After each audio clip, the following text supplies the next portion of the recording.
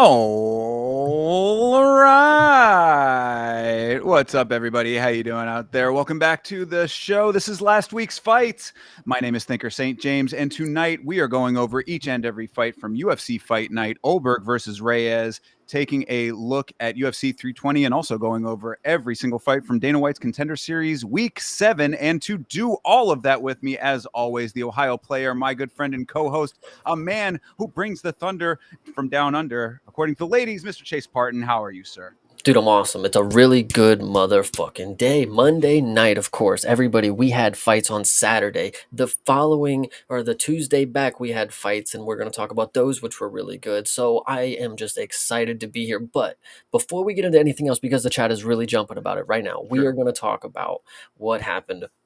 This was the most recent thing that happened, but it's just the first thing that we're going to talk about. Vanderlei Silva got knocked unconscious in a boxing match. What do you have to say about that before we start breaking down everybody's comments? Because we're necessarily going to do that because everybody's just going fucking crazy. Apparently, yeah. Chad is jumping today. Appreciate all you guys coming in early. Yeah. So I had only heard about it. I think actually during the Australia event that we're going to be talking about tonight, the UFC event, and I think that you posted it in the Discord, and I didn't even know. I knew that he was boxing. I thought he was supposed to be boxing Vitor Belfort. I guess that fell through.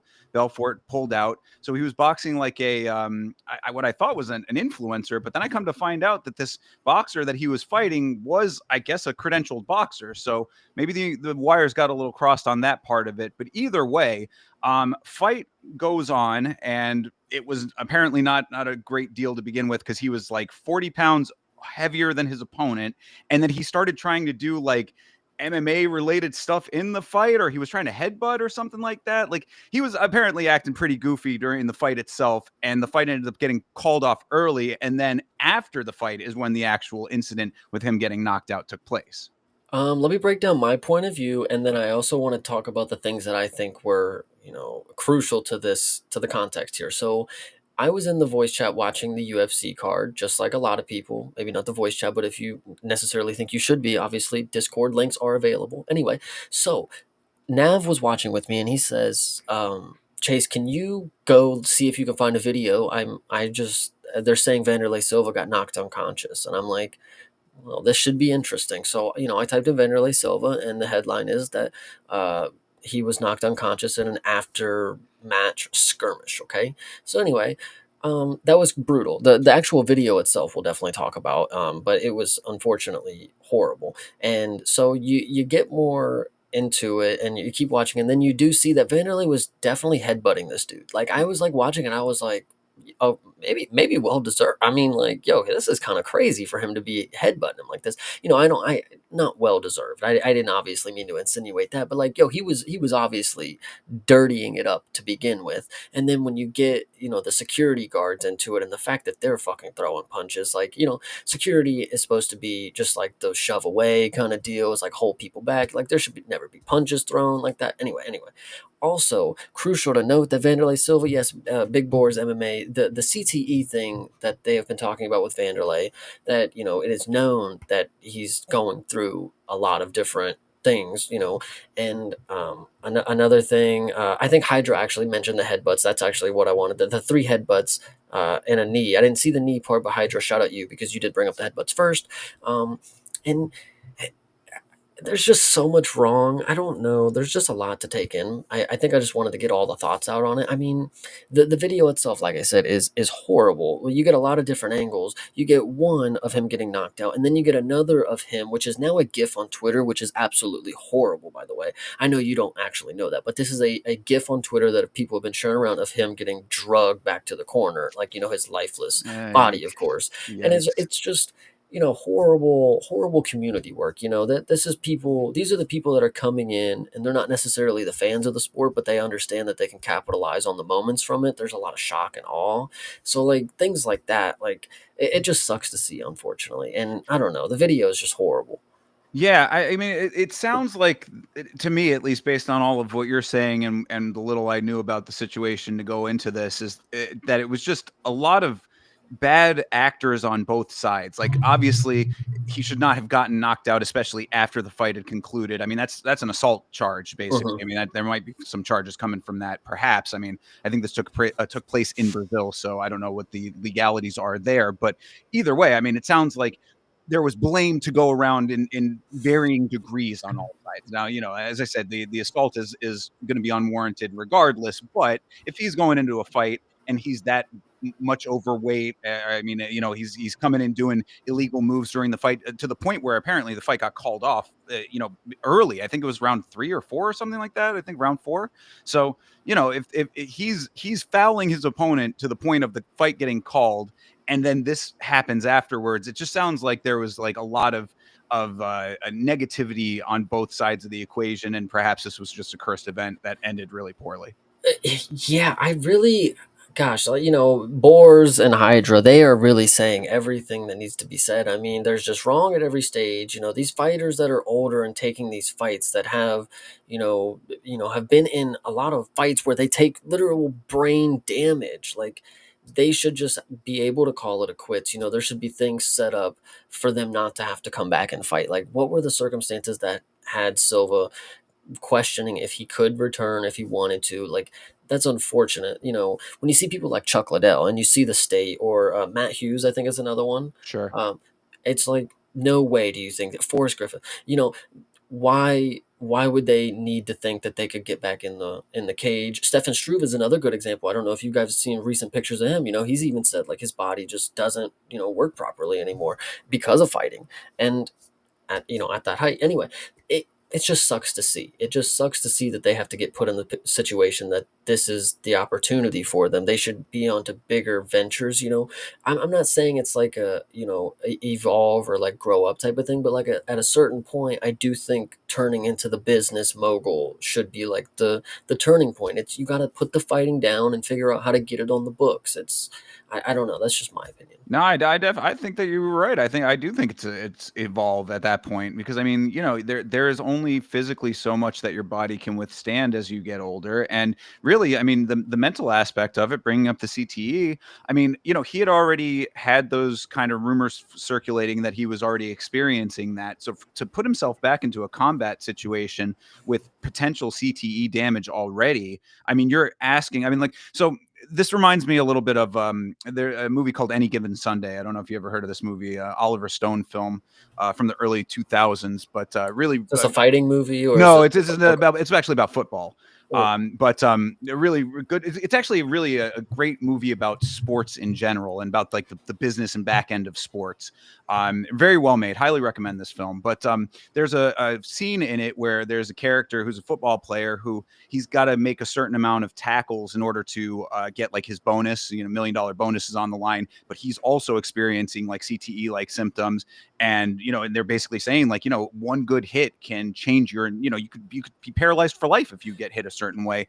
And he's pushing through all of that kind of stuff or whatever. And it's like, that's an extreme example of it in a completely different sport. But you got to think that the translation is something like that with combat sports, where the whole intent is to injure your opponent and be injured in return. That you really have to have self-preservation in mind with these kinds of things, and some of these fighters just they can't break out of that mold. They have to evolve. It's you, unfortunate.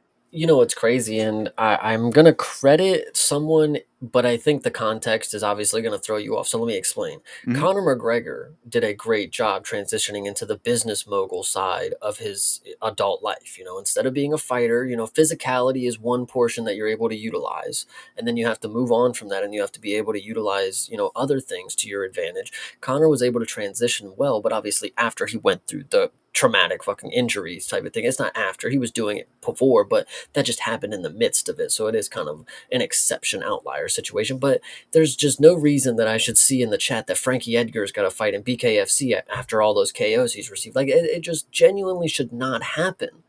Seriously. Yeah, no, I agree. I mean, yeah, Connor might be a little bit of an outlier due to the amount of money that he was able to work with, but Yes. you're not wrong though. I mean, like, having this is you want to take this deeper. This goes back to why I'm such an advocate for there being a fighters union, because it's really like, I mean, in the moment, in the negotiations, fight over fight, yeah, you can make a case that, that's not as important, perhaps. I mean, I still think it is personally. I think the fighters need to be paid what they're worth for every fight. But really, my biggest thing is exactly this: it's post career support, because a lot of these guys have no safety net in place for when their career is over, whether they deem their career over or not. And that's the biggest problem, is a lot of these guys cannot accept they either cannot accept it, or they do not have a plan for it. And either which way, that's a setting yourself up for exactly this kind of a situation. Now, I mean, we're taking this thing kind of in a different direction. Obviously, had Vanderlei just fought this fight normally and everything went down as Or before. or just not taking the fight at all and have had the things set in place. Dude, this dude's had a career for like 20 years. You're telling me he did not have the opportunity to make, more with his investments, Right. Well, make and more that's with what he yeah. had, And so that's my point, is that it's like, I mean, we're kind of taking it 3 steps, but if you take it back those two, it's like he didn't have to be in the situation to yeah, begin with, and all of this could have been avoided. Then there's layers on top of that. So yeah, I mean, really, I think that that's one of the biggest reasons that there needs to be representation of these fighters, is for their own benefit. I mean, and also for talk about the medical side of things with the insurance and stuff like that. It's not just for insurance in like a day-to-day capacity. It's exactly for this as well. It's post-fight medical coverage, so that in case things like this, as far as their mental state goes, that they're covered for these types of things. And a lot of times these guys, especially if they weren't so great managing their money earlier in their career, sometimes they feel like they have to fight, and then they're in that big, dangerous situation where it's like, on the one hand, I kind of have to fight to survive. On the other hand, I'm risking every inch of my life by doing it. And mhm. that's a very dangerous position to be in. So, it goes both ways. It really cuts both ways on why I think that representation is so important for these guys, to hopefully keep some of these dudes out of the situation that Vanderlei finds himself in. 100%. So yeah, I think that was a good one to start on, since everybody in the chat seemed to have an opinion. If you have anything else left to say, go ahead, say it now. But we are going to move on. So everybody, Absolutely. appreciate you for the engagement there. Yes, most indeed. Thank you all for being here early. Much appreciated to all of you guys. Yeah, I mean, we can lighten the mood up with some actual, fights that are supposed to happen in the way that they're supposed to go We're down. not going to be lighting much mood here with these ones, but Well, yeah, I mean, at least the contender series that we'll start off with was pretty okay, decent. yeah, we'll go Let's back. see. There we go. There we go. We'll Okay. save the negativity for the main event of all of this reviewing. But yeah, let's take a look at week 7 of the contender series. This was in week 7, we saw 5 fights, and we had a couple of decent ones here. Starting it off was Rafael Tobias versus Jair de Oliveira. And this was a pretty quick and easy one. I mean, not super fast. There was actually a little bit of back and forth to this one, but Tobias ended up getting a nice sub out of the deal. Yeah, I'm trying to remember exactly what this was. I mean, obviously, I think what I thought was impressive was, if you look at the way that De Oliveira was built, I was thinking, right off the bat, no way is he getting subbed. No way. Look at his neck. He doesn't even have one. There's no way you're getting underneath that. I mean, people with these stocky build like this, it's not a joke. I mean, it is, but it's not. They do not get subbed as often as people who have long, lanky necks. And so I was thinking, there's no way you're going to go ahead and get the RNC on this dude. And what happens is Tobias, which is a weird way to say Tobias, but Yeah, I agree. especially because it's not an E, it's an O. I don't know. Anyway, shout out Tobias.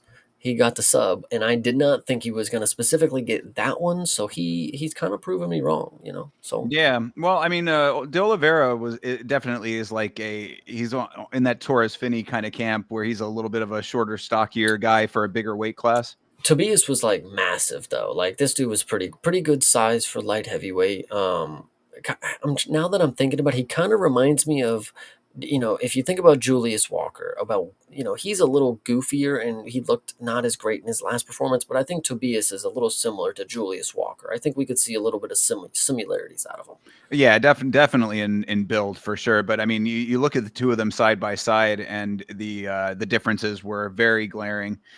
So yeah, I mean, it was unfortunate for De Oliveira, but like it's one of those situations. It reminds me when you were talking about Imanol from Tough, and you were like, a guy that size just is not going to be able to have success, and it's just an unfortunate fact. And like, I want to believe, because we've seen guys like Chris Barnett and obviously Torres Finney, as I mentioned, having varying levels of success, but like, just looking at them side by side, this dude De Oliveira was going to have to pull out some craziness in order to be able to have success against Tobias. What I think is funny about the Contender Series, because it's week to week, obviously like the UFC, but you get to see varying levels, and I mean varying levels of talent. Because like when this fight starts, I mean, I remember thinking like, here we go again for another week, and we get people signed up for these Contender Series fights, and they ain't look like they've done much fighting outside of what we're, like, and I don't know, like this De Oliveira dude, he has 6 wins before this. Right. But when he came in here, I instantly had no faith that he was going to ever win a bout. Like, that's just not what I should be. Like, it should be two people that are like, we don't know who they are, but there's a reason we should. It's like De Oliveira. No reason that I should remember the name. Not going to lie, buddy. Yeah. Yeah. So, well, I mean, Tobias, I guess, is one that you're going to remember now because he gets his contract. So, Yeah. good win. And, for a first rounder, a lot of first rounders on this one, only one real, dog fight on this week. So I guess we can move on to the next one. Yeah. All right. Next up was Justice Torres versus Javier Reyes. Reyes is the Colombian, Justice Torres, the American here. And I was rooting for Mr. Justice, but it did not go his way. Are you kidding me? You rooted for Justice when you saw the Colombian caveman walk out? Did you not think this dude looked like Mictebek? Like this was Colombia's Mictebek. When I saw him, I mean, I instantly knew that he was winning. Like there's no fucking way. And he actually look at his record compared to a lot of people in the Contender Series too. We made a point of that in the Discord. It's like 22-5 going into the Contender Series is like you're super. That's super. Whatever. Green, Seasons, not green. Yeah, seasoned. Yeah. That's wild. I didn't even pick up on that. But yeah, 22-5 is his current record now after the win. And geez, that is a lot of experience. And it's a lot of losses coming in here. But yeah, look, dude, big boars. I know 22-5 coming into Contender Series is crazy. 5 losses is a lot, but the experience enough should let him beat people that are just coming into the sport kind of deal. And yeah, 12-4 is not necessarily horrible. Like it's not like if they threw him up against somebody who's 4-0, like some of the times we fucking see. But this one was I'm telling you, when he walked out, you see it in the facial structure sometimes. You just know they are going to win fights. And I hate to say it to you, like this dude is going to be a menace. Like, love it. Picked him right up out of the rainforest, put him right in there. Appreciate it. They him out probably. I think he was from a long lost time. So. Oh yeah, okay, yeah. They thought him. Yeah, absolutely. Yes. They had to chip him away from the ice block. Well, we got heat dryers now these days. True. Yes, they were out there with the hair blower for sure. Extension cord up. Yeah, absolutely. But yeah, good win, good solid win, good solid knockout. So, good deal there. I wanted to double check before we move on. So he's actually 31 years old. And now when you get to the Contender Series, you do sometimes get a mixed bag of ages and variety of the professional bouts that they've had in their career, like at their age. Like Nalo, you've seen him. He's older and he's just now starting his career. Javier, we don't necessarily know. I didn't double check when he started this. But at 31, there's a little more time to have like hope for a bigger ceiling. He obviously went in here and starched his opponent, but if he doesn't look necessarily impressive against his first UFC level opponent, I still think there's room to improve and get better at age 31. It's not like, ooh, write him off. Like if Wellmaker, what was he, like 30? How old was Wellmaker? Did we confirm 30? I think he's 31 as well. Okay. Well, people want to joke that he's old. Lerone is maybe a better example, I guess, because he's a little older and he's not a prospect anymore. But once he loses and they figure it out, it's like, eesh, what's you got to actually figure it out kind of deal. It's not like just get better. We've already seen the finished product. I think Javier might have a little more time on his hand, especially coming in with this experience. Yeah, I was gonna say 22 wins would certainly lend itself to that, and obviously if he's still resilient after the losses, then nothing to say that he shouldn't be able to bounce back. It really, this is all about the matchmaking after the Contender Series, as always. So we'll 100%. See what they want to match him up with, and style wise, we'll see what he can do. So good deal though. All right, this was the one standout fight of the evening here. Jaisla Chavez versus Sofia Montenegro. This was the second women's fight of this season, and this was a banger, and also one of the larger robberies that we have seen this go around of the Contender Series. Very strange that they ended up giving the win to Chavez, but it was a very tough fight in both directions. So I do appreciate that that both women, spoiler alert, both women do end up getting a contract after this. This is an important season for me, and this is the fight where I realized it, because when I started out my channel watching the Contender Series, there was more women's bouts than we've had now, and I really enjoyed the ones that we had, and we'll talk about why. So coming to this fight, or actually, well, continuing on from the Contender Series before, I would go into the UFC cards, and I feel like it was so forced from me to love all of the women's bouts. And I know that's crazy to say, guys. It's crazy to say that you can't love all of the women's MMA bouts in the UFC. But when you come around to these two fights that have been in the Contender Series season 9, whatever this is, Mm-hmm. they have put on two of the biggest bangers of the season as it is. Like, these, genuinely, these four women, I mean, I'm impressed by three of them. I mean, one of them, yes, the last one, yes, but like when it comes to like expecting good things from them, three of them already, like they've put on. I mean, we're four for four basically on good women prospects this season, and like it just makes me realize why I love the Contender Series again so much, is because the female prospects, they understand the assignment. They don't just come out here because they want to fight. No, they want to entertain because they want a contract to fight more. And that's what they do. They come out here and put on fucking bangers, dude. I'm telling you. Thank you, Big Boars. You said it as I was saying it. I didn't want to give you credit just yet because I had to say it. They are fucking bangers, dude. Sofia Montenegro, Jalisi Chavs. Oh my goodness. These girls went at it. And one of them was a ring girl. I think it was Chavs. Is Yeah, that correctly? Chavez. Yeah, yeah. Sophia was also very attractive herself. She could have been a ring girl in any other promotion that I that I was running. I mean, shit, you don't have to be a fighter, girl. We'll pay you well. Anyway, she went out there with the attitude that I don't want to be a ring girl. I want to fucking put the beating on this girl. She walked her down genuinely, and I know this is gonna sound crazy. I mean, the late great Jose Medina would walk forward with a smile as he got punched in the face. Sofia Montenegro shares a little bit of that. She shares just a little bit of that. When you punch her and she gets wobbled and does the chicken dance, she's smiling when it happens. That's how you know she's so fucking game. And we're going to talk about somebody later in the fucking card that I'm going to start giving a little more respect to as game as fuck.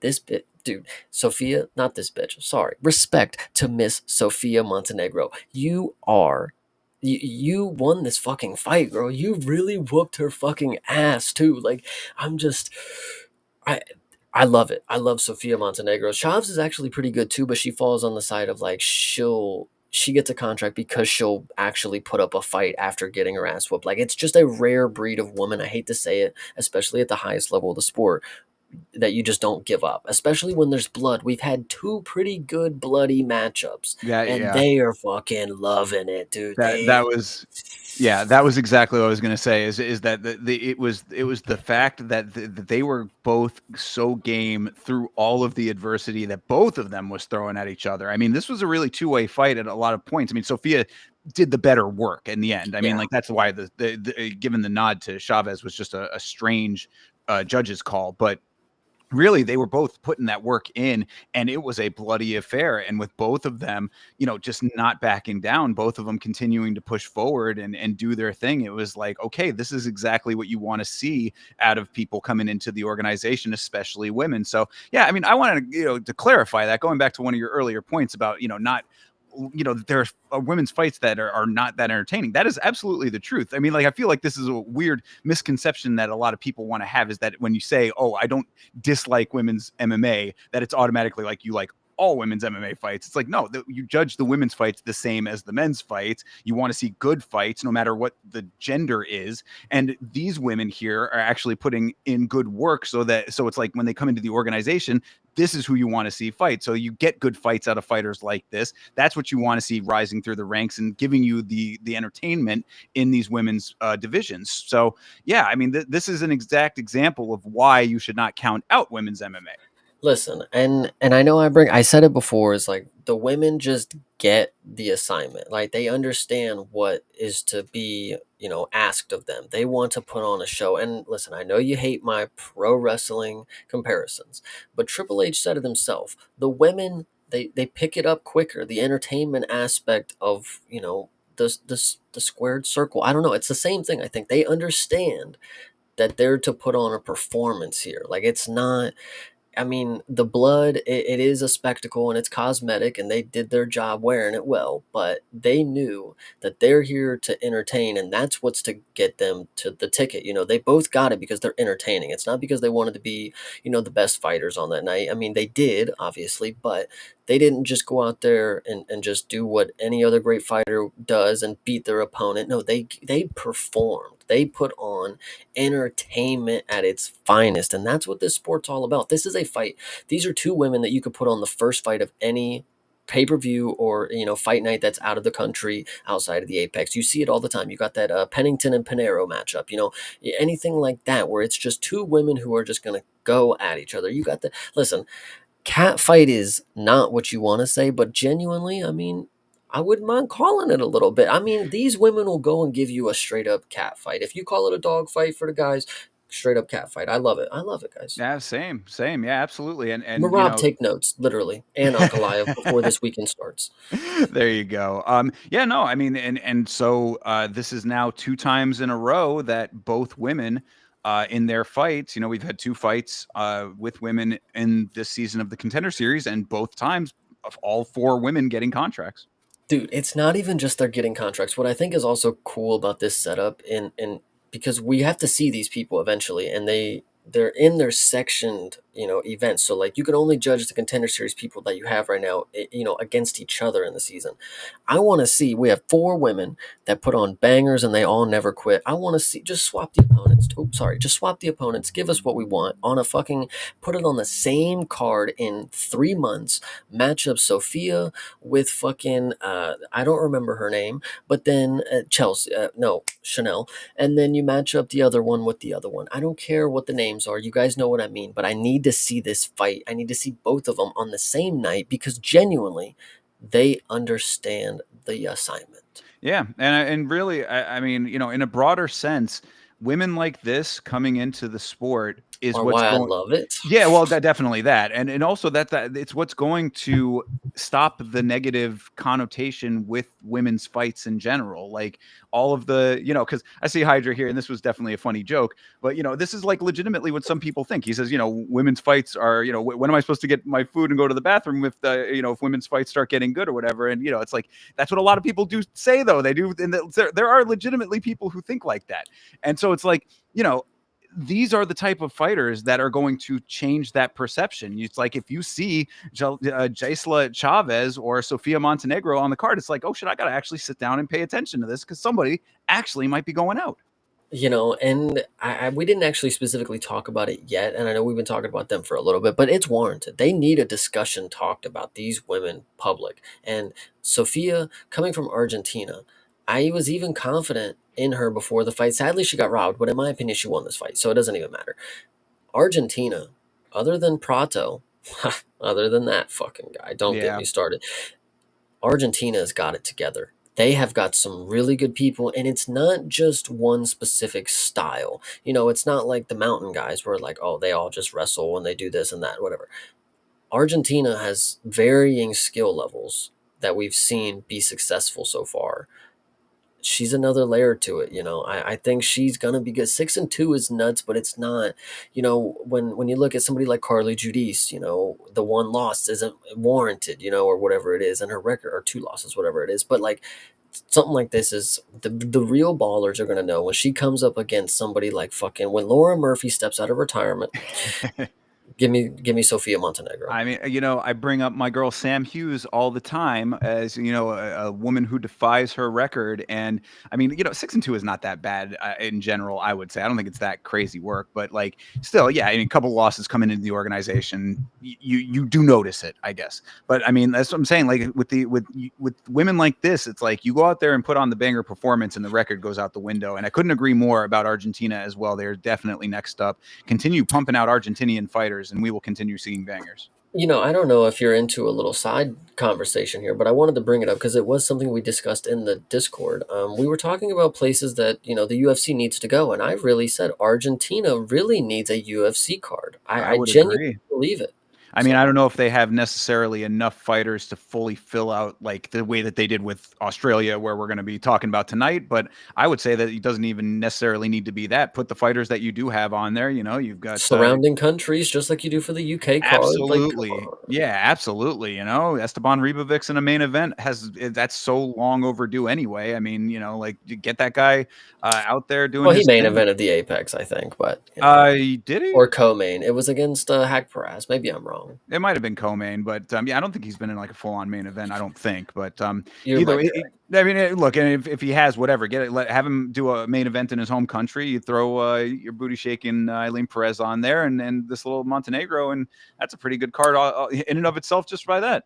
Hell yeah. And then we So, do obviously need to see the debut of our Ninja Ferret from Contender Series last season. So whenever yeah, she's ready, I'm ready to see it. In Argentina, by the way. So right on. Yeah, no, I like it. I like it, and I liked this fight. So good deal here for these ladies. Definitely putting on a really nice show and a Contender Series that otherwise was really just kind of one and done. I mean, we're going to talk about these next two, but they're also pretty quick and not too yeah. much to talk about. Especially this one. This next one coming up here is Brian Zersher versus Murtazali Magomedov, and this was just a very quick one and done knockout type dealy. I think what I just want to talk about, it's quite funny, I think. So when you watch this fight, the commentary will let you know, and we were talking about it before in the Discord because we break down all the information. Everybody, the MMA Hive is the place to be for all the information. Anyway, we break it down, and they were saying that Zurcher trained in Habib's gym Yes. way before, and I didn't understand it because I'm like, this dude's Mexican, like that that The, doesn't add up. the first Mexican to train with Habib, apparently. And I would like to note after this performance, the last Mexican will be in Habib's gym because genuinely looked like shit. Like, I mean, I know you can't judge it too much. I mean, but like Habib put his boy up against a Magomedov. Like that was the true test. He's like, I'm giving it to you. This is your way to prove it. And he genuinely just couldn't get dude knocked out by a Magomedov. It's like, hey, could it be any worse on the visual? Like when you see Magomedov, it's like, oh, he's gonna choke him out. But then you get starched by him on the feet. It's like you had one job. Like And I said, I mean, knocked out by a Magomedov as a Mexican. I mean, that's what I was saying on the watch along. I'm like, oh, even going into the fight, I'm like, oh, Mexican chin. We're gonna see the test of the Latino Mexican. chin. Yeah, bro. Not here, not for Zersher. Good lord. He and this was bad too because like he really did like crumble to it. You know what I mean? This wasn't like he was getting pummeled, and it was just like his body couldn't handle anymore. It was like he got stuck and he was kind of on skates and then just down and it was done. So it was like it was pretty bad visually as well as being early knockout. Yeah, and yeah, that's dude. You're talking about visually, and yeah, the Contender Series is for this the spotlight highlight kind of shit. But like Habib's boy getting made look like this, I mean, I genuinely do believe like he will not be training there again. Like, I mean, you got to go find another place now. I mean, you made Habib look bad, and like in this game, I mean, Habib means something. Like at the top of the game in the UFC is like being trained by Habib.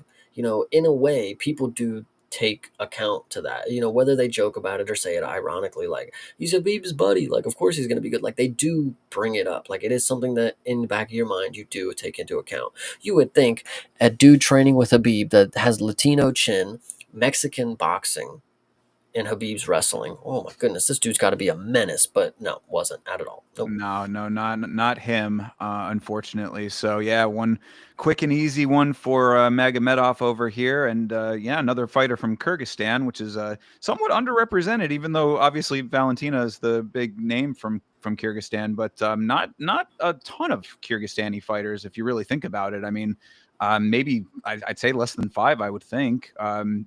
She's the big name that comes to mind, but as far as men go, I think maybe one other. I'm trying to even think. So, I mean, either way, the point is that Him. yeah, ever say now him, so yeah, so good for representation. Always nice to see other countries getting their shine. And he got it in emphatic fashion here. So, good job and welcome to the UFC from Murtaz Ali. Hell yeah. All right, and last up, another country that excuse me, another country that is has good representation from times past, but is somewhat kind of floundering at the moment is Croatia. Of course, Mirko Krokop is the big Croatian fighter that you would think of automatically, and this Johnny Barbier, who I was like, that is a hard name. This dude sounds like he could be a pirate of the Caribbean. But came in and he was talking a big game himself, but this Mantis Kondratavicius from Lithuania put a hurting on this dude also very early. It's been a common joke that I make these days because of our residential tough opponent contestant Zigomantis. Um, Gigamantis, yes. Mantis, very common name in Lithuania. But guys, I don't know why they must love that thing. Like the little mantis, they love it. I don't know. Anyway, so when I think of him and I think of Nathan Fletcher finishing him with a submission, I'm like, yeah, be happy that you finished a guy who never fought an opponent outside of Lithuania. That's like a common joke I make now. So when I looked at this guy, I'm like, okay, Mantis, if you've never fought anybody outside of Lithuania, it's gonna show now probably, and it didn't because this Barbier guy is terrible. Like I don't know. Sometimes you get a matchup, and it's like how because the UFC genuinely does a pretty good job when it comes to matchmaking. Like you get a good stylistic matchup, but then sometimes on here you just don't. You just get the one guy who just because he's gonna dominate. Like he's gonna go in there and just drop a nuke, and the other guy's just gonna die to it. So, whatever. Yeah, well, I mean, I think that is if I did have a criticism, which I guess it's not really like a full on criticism because I do enjoy watching these guys come in here and just annihilate their opponents and stuff. It is fun, but like I will say that like this season of the Contender Series does seem to be that we've had a couple of skill gaps in some of these fights because that's I mean like really we just talked this week through here and 4 out of 5 fights were first round finishes. So, I mean, like, I don't know if it's just that the type of people that they're finding or if it's the region of the world or how they're doing the matchmaking or whatever. But like, it would seem to me that like, let's just say that you had this Contra Tavicius go against one of the dudes that was an annihilator from a previous week. Like maybe the fight would have been a little bit more entertaining and exciting. But then I guess the other side of that coin is that it's like, okay, well, you want both of those guys who are potential killers to both get into the organization. So if they did fight each other on the Contender Series, one is probably not going to get a contract. So it makes more sense. Yeah, I definitely hear that. Yeah, So I don't know. yeah, I mean, it's really just you kind of feel however you want to feel about it. Like I don't mind because it's like we come in, we have a nice quick week of chatting and enjoying the fights when we're doing the watch along, and they go quick, and then we just kind of go about our business. But as far as like keeping the Contender Series fresh, I guess maybe there might be something to think about there. But also the other thing too is it's just that at any given time, the best fighters might already be in the organization, and other guys who are becoming UFC caliber might not be there yet. So it's still always an evolution in this sport. I think we're maybe close, and I know we're talking about the skill gap that we see in some of these matchups, most majority of these matchups actually this season, but I think we're actually close to more Contender Series. I think we are on the verge of getting a second season of Contender Series throughout the year. We get a summer I think we're due for a winter version of the Contender series. And if that's not true, then maybe I think it's possibly going to be like a new version of Road to the UFC. It's going to be like Road to the UFC South America kind of deal. So Could be. I mean, we've talked about it a couple of times, but the organization is scaling back the number of events that we're going to be getting next year with the Paramount Plus deal. So it'll be interesting to see what the other offerings are, because what we have seen as far as MMA goes is not all that much. We've seen that we're going to get 44 events for mixed martial arts. We're going to be getting a bunch of TKO boxing and power slap, neither of which I care personally about. So as far as mixed martial arts specifically goes, it would be nice for them to kind of make it a little bit more robust of an offering. And we still don't have confirmation that the Contender series and Tough are even going to be on Paramount Plus. That's kind of a little up in the air still, and I'm really, really hoping that they don't pull a fast one on us and put it on another service. But I I think you're too worried. I think the thing that I was actually going to make a point, and I think it's just going to be to even confirm that it's all going to be on Paramount Plus. Because if you look back earlier, I think it was last summer ish is when it dropped. There was a Dana White docu series type of thing. It was released on Roku TV, and it was like a 5-part mini series that had a lot of backstage access of a lot of things going on, and it was only one season and there was nothing else, and they said they're not doing any more after everybody loved it. Well, here we are with a new deal on Paramount. We're going to have probably have Contender series on the Road to the UFC, the BJJ stuff, everything related to the UFC that Fight Pass would most likely would have. And then I think we're going to get more opportunities for more Dana White exclusive TV shows, and all these other things in the mixed bag of the UFC. I mean, there's too many things to profit on, and they see from their partner brand in the WWE just how much money can be made off of so many different things. And I think they're only going to streamline more and more content well, with the UFC, yeah, no, see that part doesn't. embedded and stuff on. Though, yeah, I mean, it's really where it's going to live is well. I'm curious. What I I'm think it's concerned all going to about. be on Paramount. That's I what I'm hope so. I saying. mean, I would think so. $7.7 billion. You'd think that they'd want to be getting their money's worth out of that contract that they signed. I mean, granted, that's over many years, but still, that's a lot of money to be spending on 44 events per year. So I would think that they're going to be filling it out with some more stuff in boxing, and they're going to find very quickly, I believe, that the TKO boxing is not going to draw the eyes. I Well, don't think people are going to watch it. what I think it was is I think ESPN was like, we're not going to do your shitty show. If you find somebody that'll do it for you, you can do whatever you want. And they were like, okay, fine, we'll go find somebody. Because Roku TV, I even at the time was like, why the fuck would you put it here? Who is going on Roku TV to watch the UFC show? And apparently everybody did. And it showed like, okay, we have an idea and it's going to work. They're going to eat up whatever we fucking put out there. Roku TV, thank you, goodbye. Now, when we get our new deal, we are going to set everything up because we know that this is a proven system to streamline the backstage access. They're going to do it. Dana White, the deal that he signed with Paramount is obviously going to be the most creative control that he's going to continue to have with the UFC and what they put on this streaming service. And why would he only stop after one season? He just had an idea to make a TV show one time, and he was like, I didn't fucking Why? care about it. Because there's more power to be slapped, Chase. That's what you're gonna get. You're gonna get 700 power slap events instead True. of any new UFC. You're gonna end up getting power slap 780. Yeah, I agree, but I genuinely think we're gonna get a lot more content streamlined to us. That's gonna be backstage access and embedded vlog type deals. And the UFC is just gonna rake in dough because this deal with Paramount's gonna take over. I think. All right. Well, from your mouth to God and Dana White's ears, I suppose we will find out. You In mean only just Dana White's ears Yeah, then? exactly. Yeah, definitely, definitely. So, you know what? We will find out come January. So only a couple months away. But that all being said, aside, we went through all of season 9, week 7. So, another good week of fights, and we've got more tomorrow night. So, I'm excited for him. yeah, same here. Let's move on over to the fight night. This was UFC Fight Night. Ulberg versus Reyes. This took place at the RAC Arena in Perth, Australia. And Chase, before we go into it, what did you think of this event? Going into the event, I thought these are a lot of fights and a lot of people I don't know. And we even had more fights if you want to talk about the ones that were canceled, both of the Taffa brothers and then some other randoms. But either way, Yeah. going into the fights, Mhm.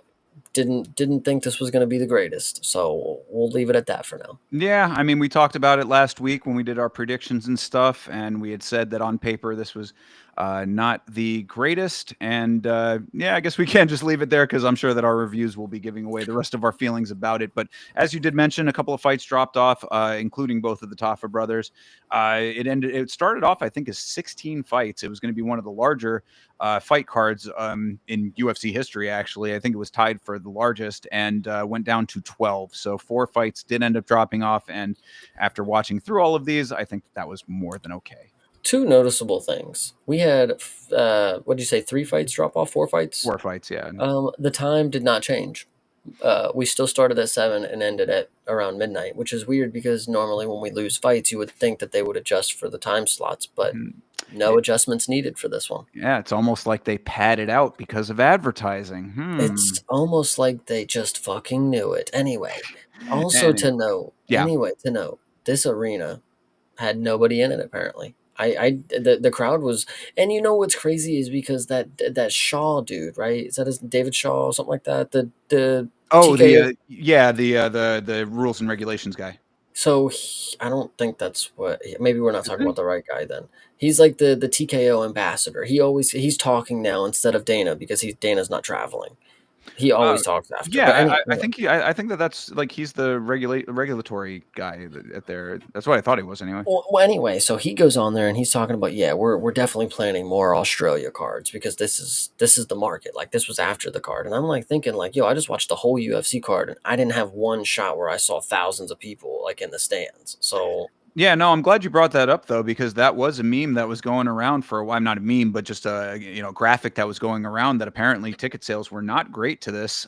They dropped prices dramatically. I think that you could get tickets, to pretty decent ones for like $100 Australian. So that's yeah. I mean, I don't know what the final gate was, but I mean, you can say it's Perth, Western Australia. It's not exactly like a booming population to begin with. But I do have our buddy Didgery Dave. I think he was in the chat just a little bit earlier, who was saying that Perth, Australia, is not exactly like the most poppin' place in the world. Like that, there are a lot of people. I guess there's a lot of industry there, so there are a good amount of people, but there's not a lot to do there. I guess is what he was saying. So it's like his thought was that it was going to sell out like crazy because they're just people are going to go just to do something. I don't know if that was necessarily the case, and the crowd shots did not lend themselves to that, which we did not get a lot of crowd shots for that exact reason. I think. yeah, I think and I thought this was gonna be on the same ish kind of weekend because I thought it was gonna be TKO, doing their little partnership with WWE. But WWE is going to Perth and having a 4-day weekend, and I'm gonna gauge the audience. If they are out there turned up for WWE, fair plays. We got to go out there and have fights there too. If they love WWE, we got to get them the real stuff too. Fair. That's why we had it. But if the crowd there for WWE is also lackluster, I'm questioning who's in attendance here. Where are they at? Are they just watching from their home while it's in, like, I don't know. So I mean, it could also be the fact that they have a deal with Australia in general, the Australian Combat Sports Commission or the Game Board or whatever, like to bring X amount of events to the country. So they have the major cities that they're going to hit. That's why I forget which fighter said it, but one of the fighters was saying that they need to go back to Melbourne, and because I guess they haven't done an event in Melbourne for a while. It's like, yeah, I mean, that would make sense because if you're going to do Sydney and you're going to do Perth and you're going to do Adelaide, then Melbourne would make sense as well. So perhaps that'll end up happening. But I do think that you get like X amount of events in the country and you just pick where you put them, and that might have been part of the reason as well. what I think is also key to note, and this is probably to do with attendance, I definitely credit a lot of the decisions that we had on this card to this fact that this card was on the U.S. time.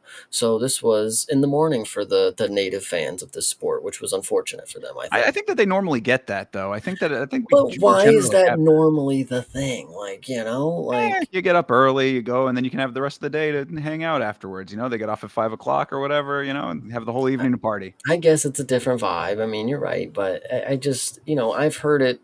I would think it would be a little unfair for it never to be at the nighttime, because everybody else gets to party at the nighttime and watch UFC. Like, Why can't they? Hey, this is coming from the guy that gets up early to watch one on Fridays. Yeah, true, but I would like to drink and have fun, and I don't want to do it in the morning because that seems like I have a problem. I was, bro, it's Australia. That's not a problem there.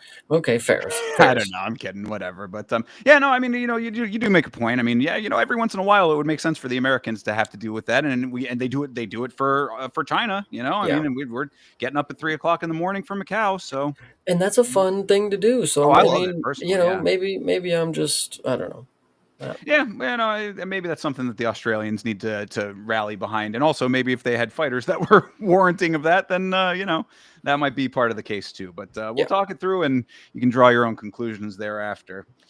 Let's start this thing off with the first fight of the evening. It was Aluma Lukbunmi versus Alexa Thayanara.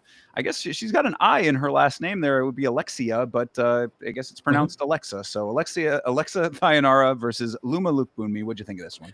This one was really good to start off the card, and I knew it was gonna be. And it actually went just about how we thought.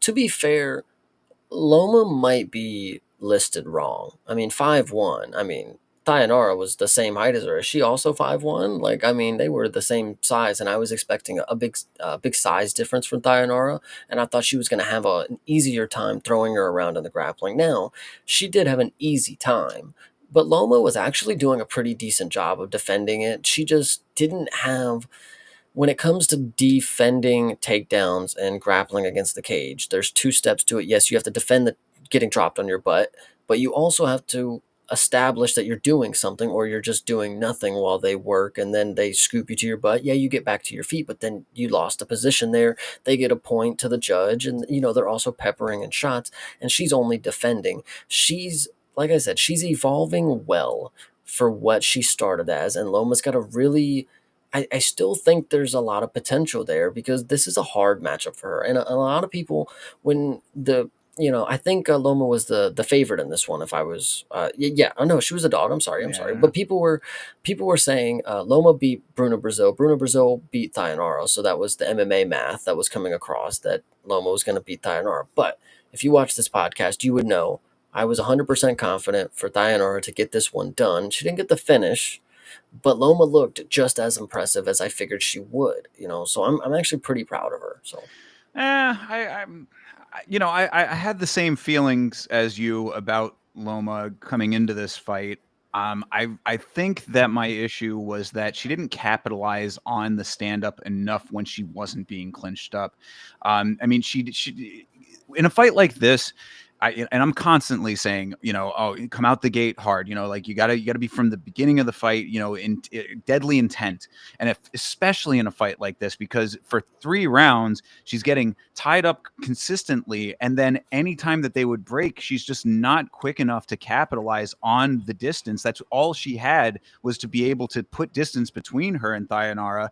And when she did that, yeah, she kicked a couple of times, and her kicks are pretty decent, but it's just not enough, especially when Thayanara is so slick with her takedowns. I mean, her trips are so nice, and she stays with it. Like she really is very dogged in the way that she will get her hands on you and not let go. I mean, like she keeps her hands on you until she gets you to the ground. I said in my, like, I think I said it last week, and like, in my mind at least, saying that, like, I think that Thayanara's style might be somewhat problematic when she gets a little bit higher up, because there are going to be people who are going to be able to navigate what she's bringing to the table a little bit better than someone than Loma. And I think that she needs to tighten up her striking a little bit, because she does get a little bit reckless with her striking. She throws some really crazy haymakers in this fight, like when they were at distance, which I guess she was trying to show off a little bit of that too. So it's like, you showed us what you can do there. Now maybe reel it back just a little bit, tighten it up, get a little bit more technical with the striking. So I do see a couple of exploitable holes in Thayanara's game, but what she does well, she does very, very well. And I think that that is exactly why she was able to have her way in this fight. It was just so much pressure, so much control, and so many times that Loma just could not have an answer for being on the ground, being up against the cage, et cetera, et cetera. what's unfortunate for Loma, and I think it's just the final thing that I'll have to say is that her Muay Thai, where she comes from, doesn't translate to MMA her stand up is not as lethal as some of these other Muay Thai people that we've seen. Like, she just doesn't have the mixed bag of Muay Thai and grappling. She's focusing on grappling, which was good if that was going to be your training and you're getting better. But then when we're in the stand up, it's going to be dice game. She's just a little less striking than you would really expect a Muay Thai person from Thailand. Like, you're like, when you go into this fight, you're looking at it, you're like, okay, Loma from Thailand, okay, Muay Thai, awesome on the feet, but don't let her get down because she ain't getting up, type of deal. She didn't have it in the striking, not one bit, but she also was getting up from the wrestling. She was just on the opposite spectrum of what you expect her to be and what she needs to be. I mean, like, where the striking needs to be. Thayanara was looking gassed after the first round. Like, she was looking a little weathered. Like, the striking was getting sloppy. The takedowns were getting larger distances. Were getting advances from Tainara in the takedowns. I think Loma, I don't know. Like I said, I think the ceiling and the potential is still there, but like, she's just got to put it together better because the striking needs to be there, and then you also need to be able to get her from the takedowns. Don't flip flop on the skill set that you have.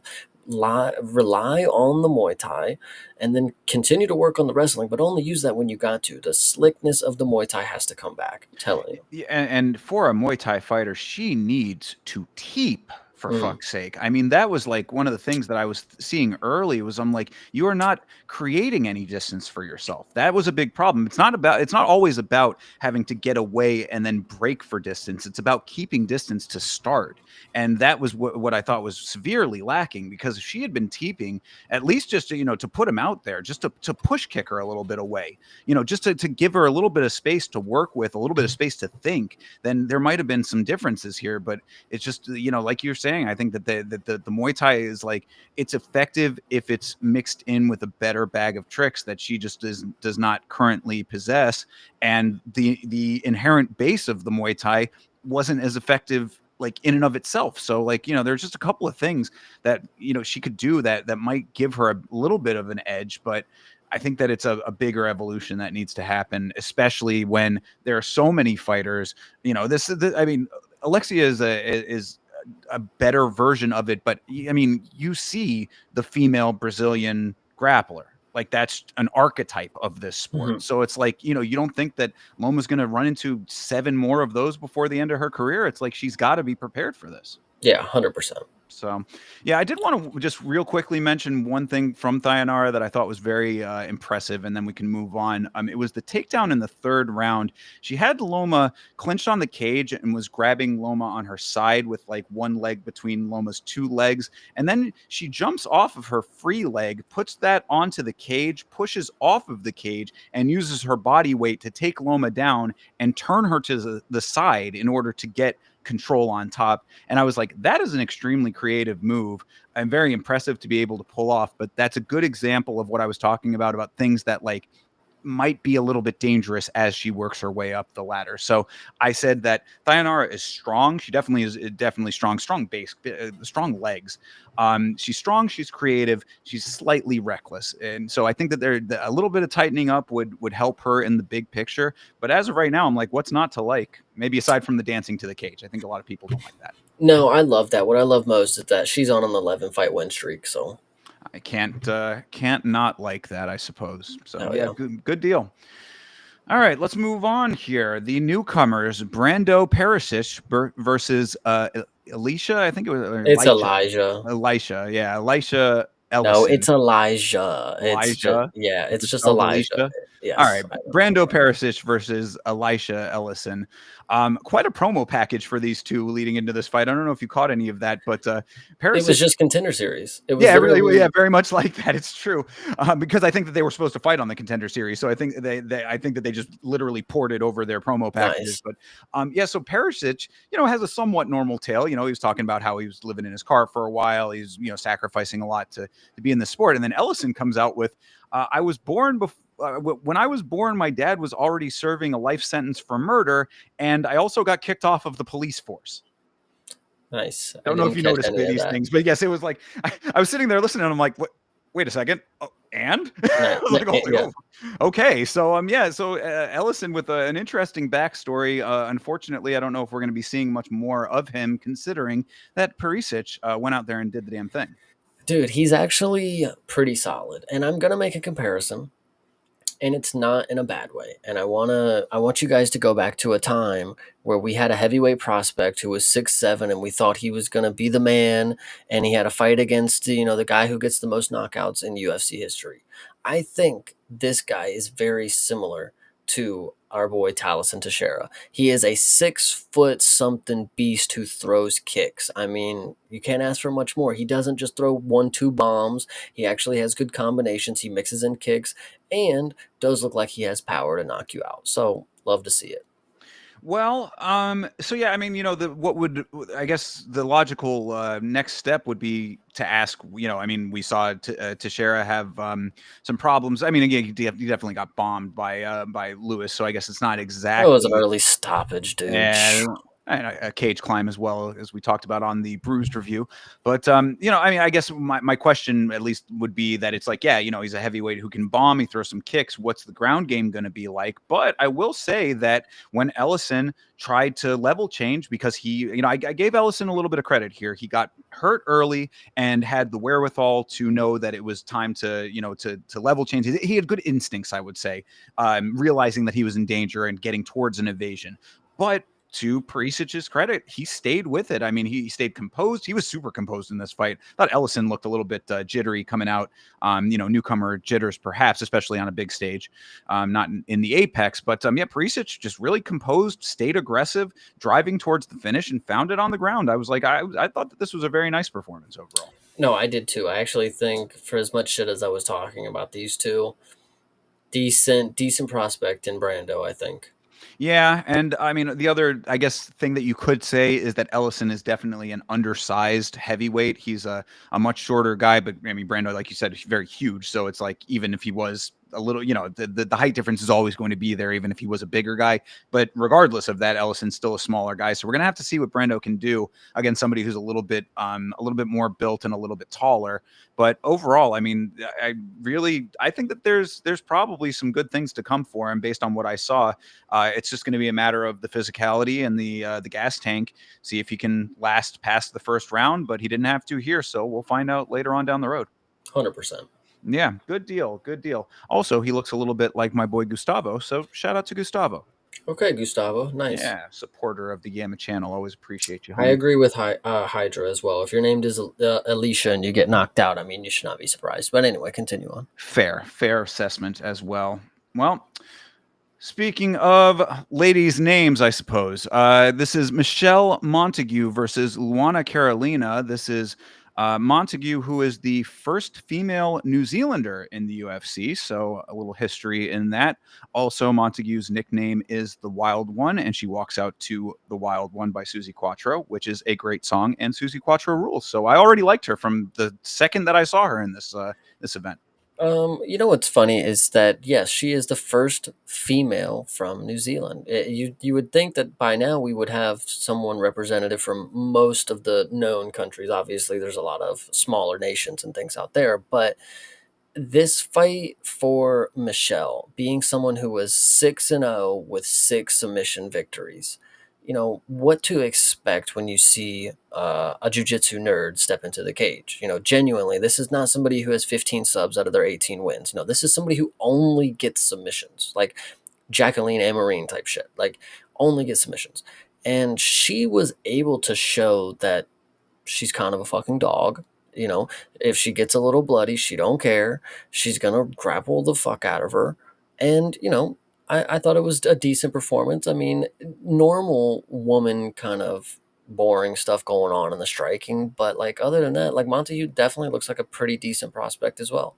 No, I agree. I mean, I thought that she looked really good. I thought that her forward pressure early was really good. She parlayed it into a nice crossbody takedown early in the fight as well. I mean, obviously those are the things that you should see out of a fighter as you described her. And then, as you said, Carolina had some decent elbows in this fight. So, I mean, she ended up with a gash that I didn't realize was as bad as it was to start off. I thought it was a tinier one that was just, gushing because that's, anytime you get cut in and Mhm. around the forehead, it's going to do that. But it actually turned out to be a pretty decent one, right up, closer to the hairline, and it was bleeding pretty decently. But she fought right through that.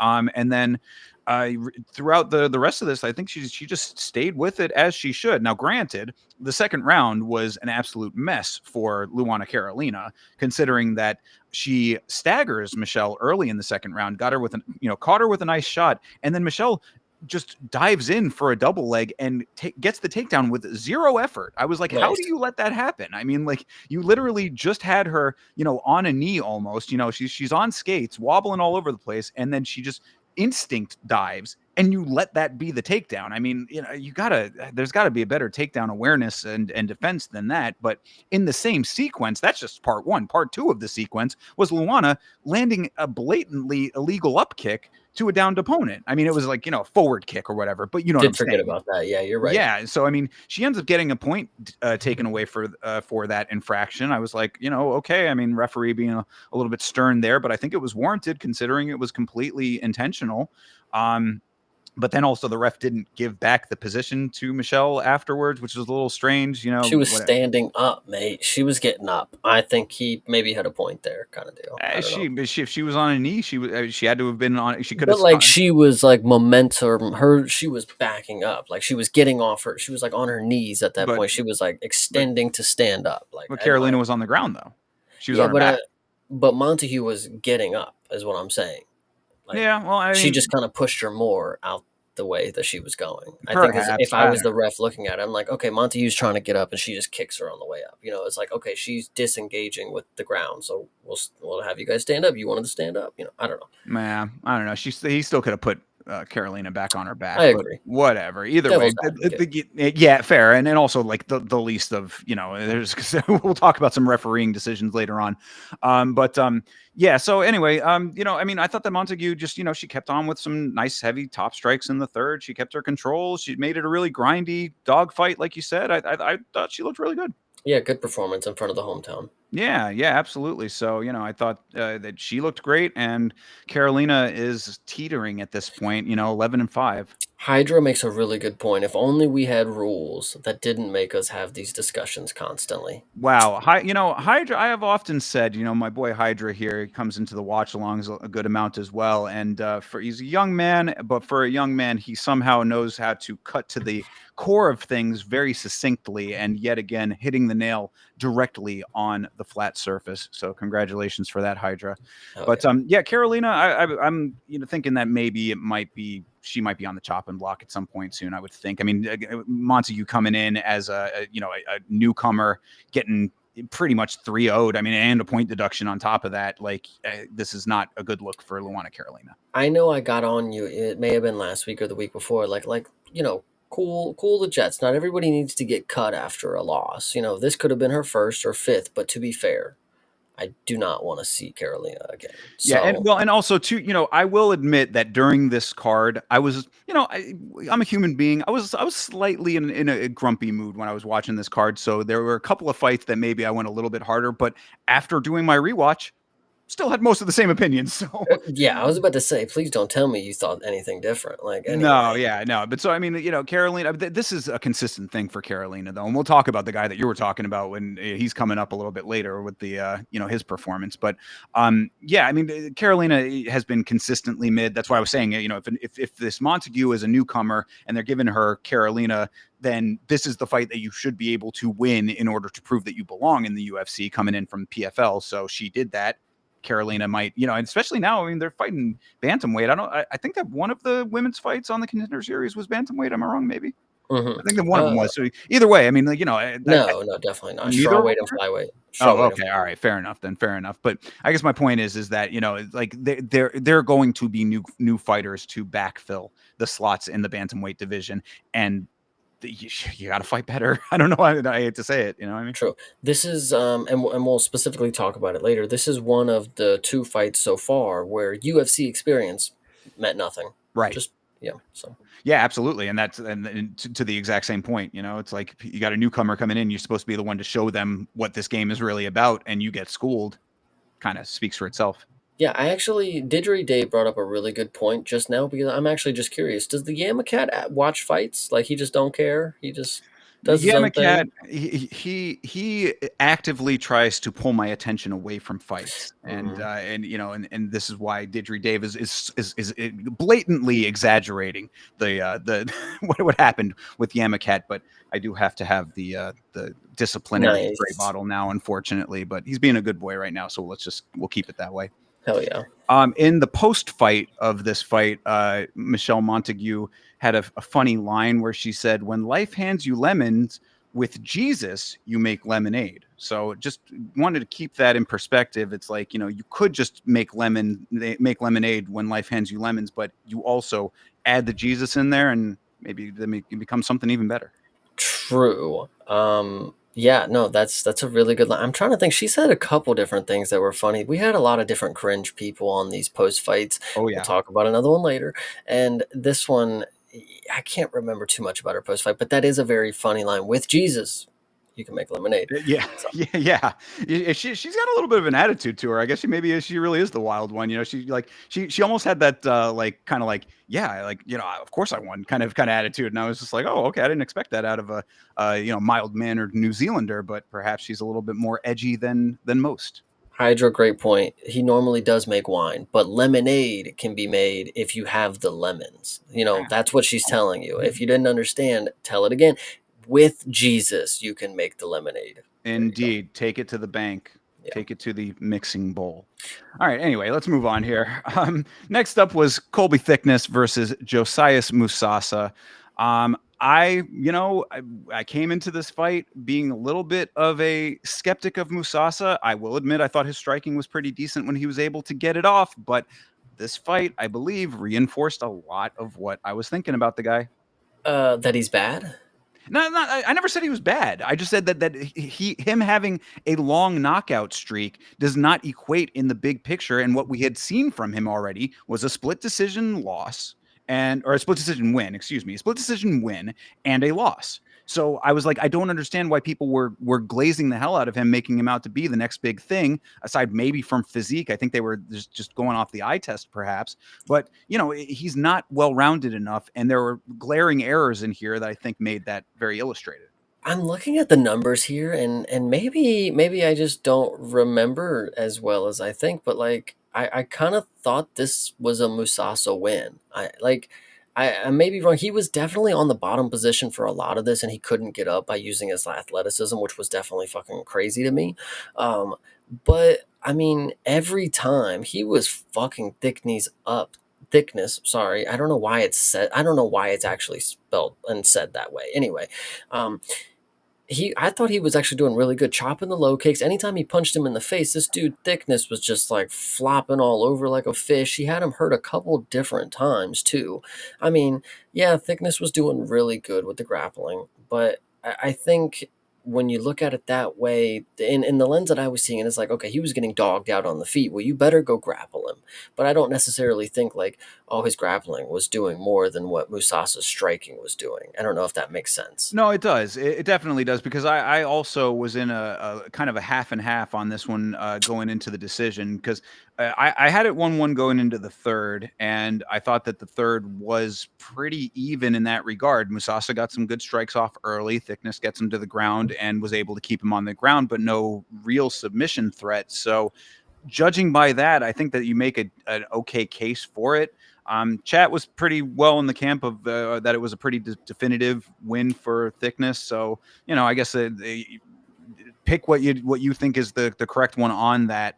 I just think that again for me the like yes, obviously the decision of this fight is what matters in our conversation here. But I was more looking at it from 1,000 yards away, thinking about the things that like I see as glaring errors in Musasa in general. And so from like a more broad perspective, I was like, he's not going to last in the UFC with some of the problems that he had. I mean, there was a time when Musasa was fully mounted and wasn't even trying to buck out of it. You know what I mean? Like things like that I was seeing as problems. So now, granted, I might have been like maybe looking more at that than like point by point to decide a clear victor in this fight.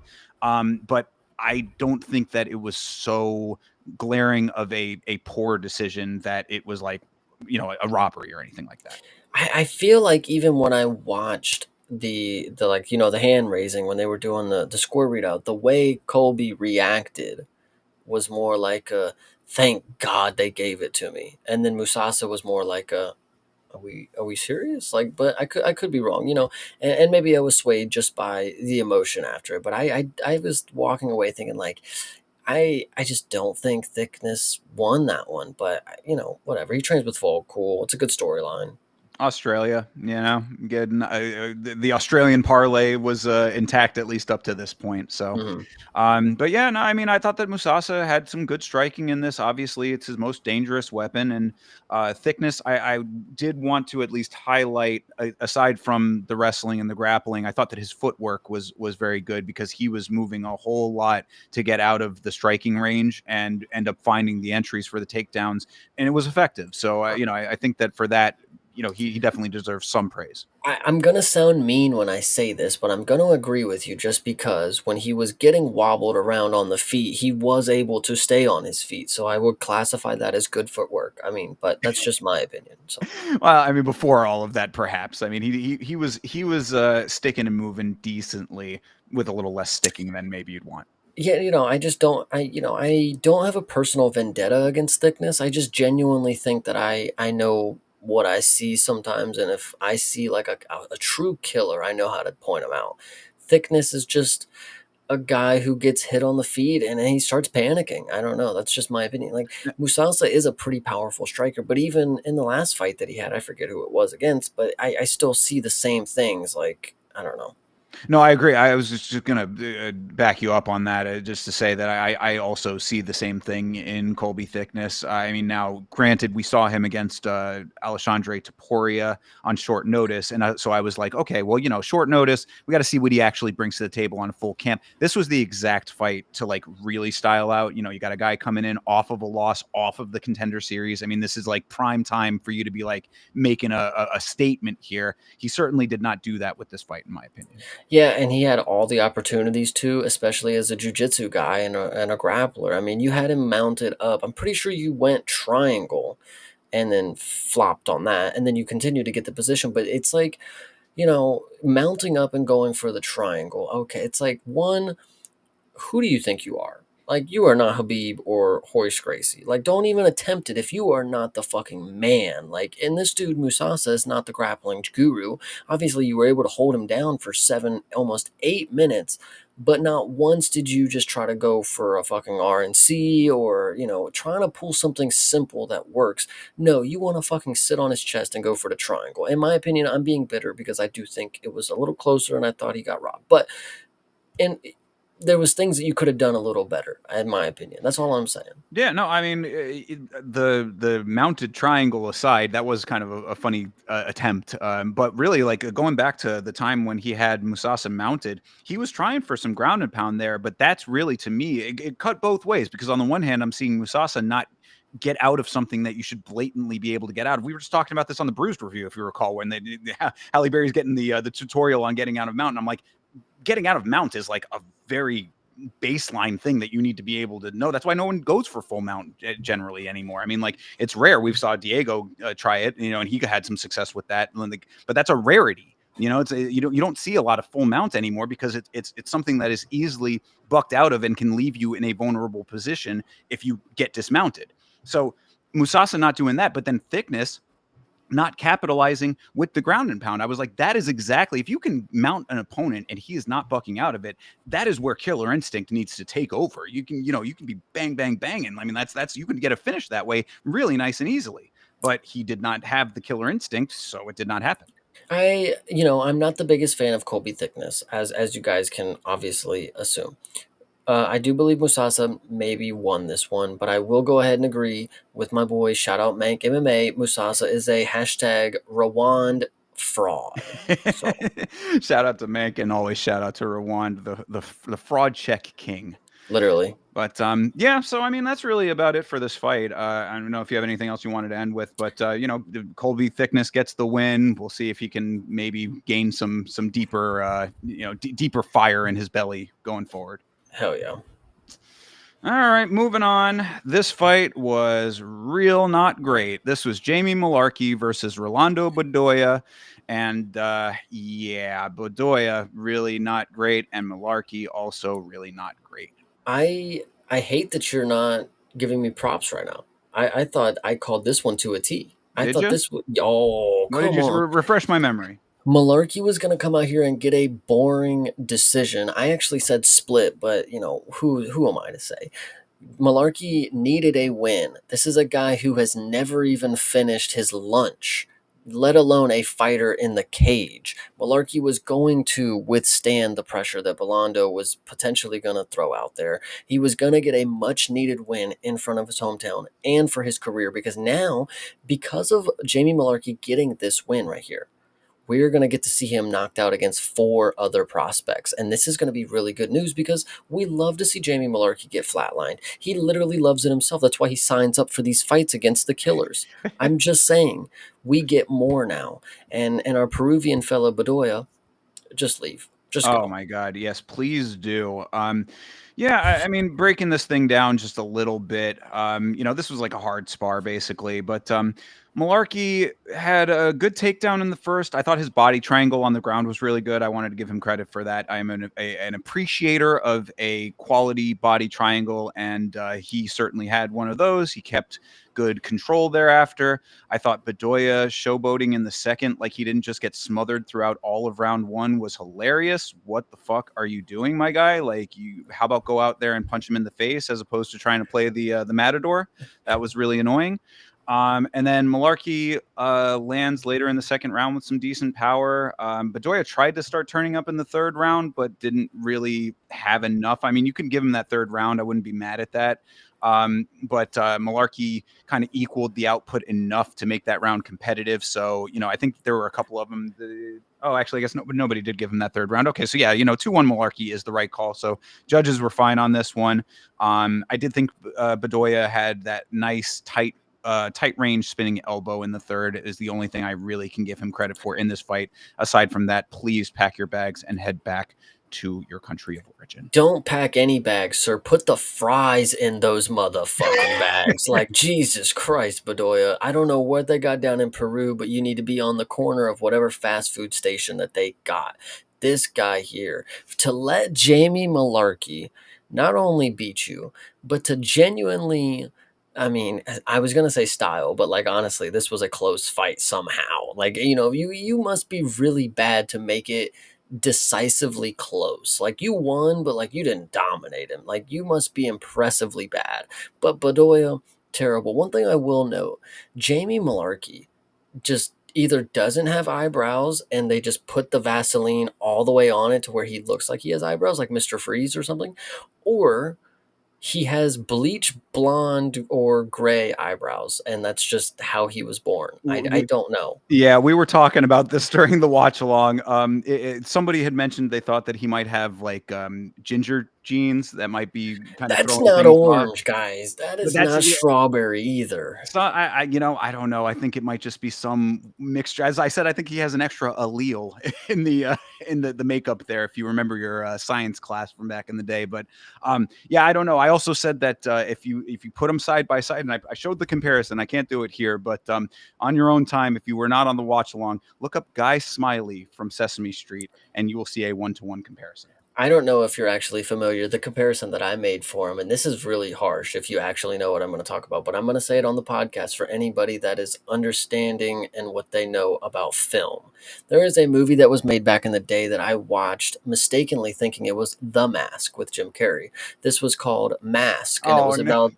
So that is what Jamie Malarkey, if you were out there and you know what this movie is like, that's what Jamie Malarkey looks like to me. And I know it's harsh, but like that's exactly what I look like. I see the Elephant Man. Oh So my God. All right. That's maybe one a half step too far, perhaps, but I'll allow it. I'll allow it.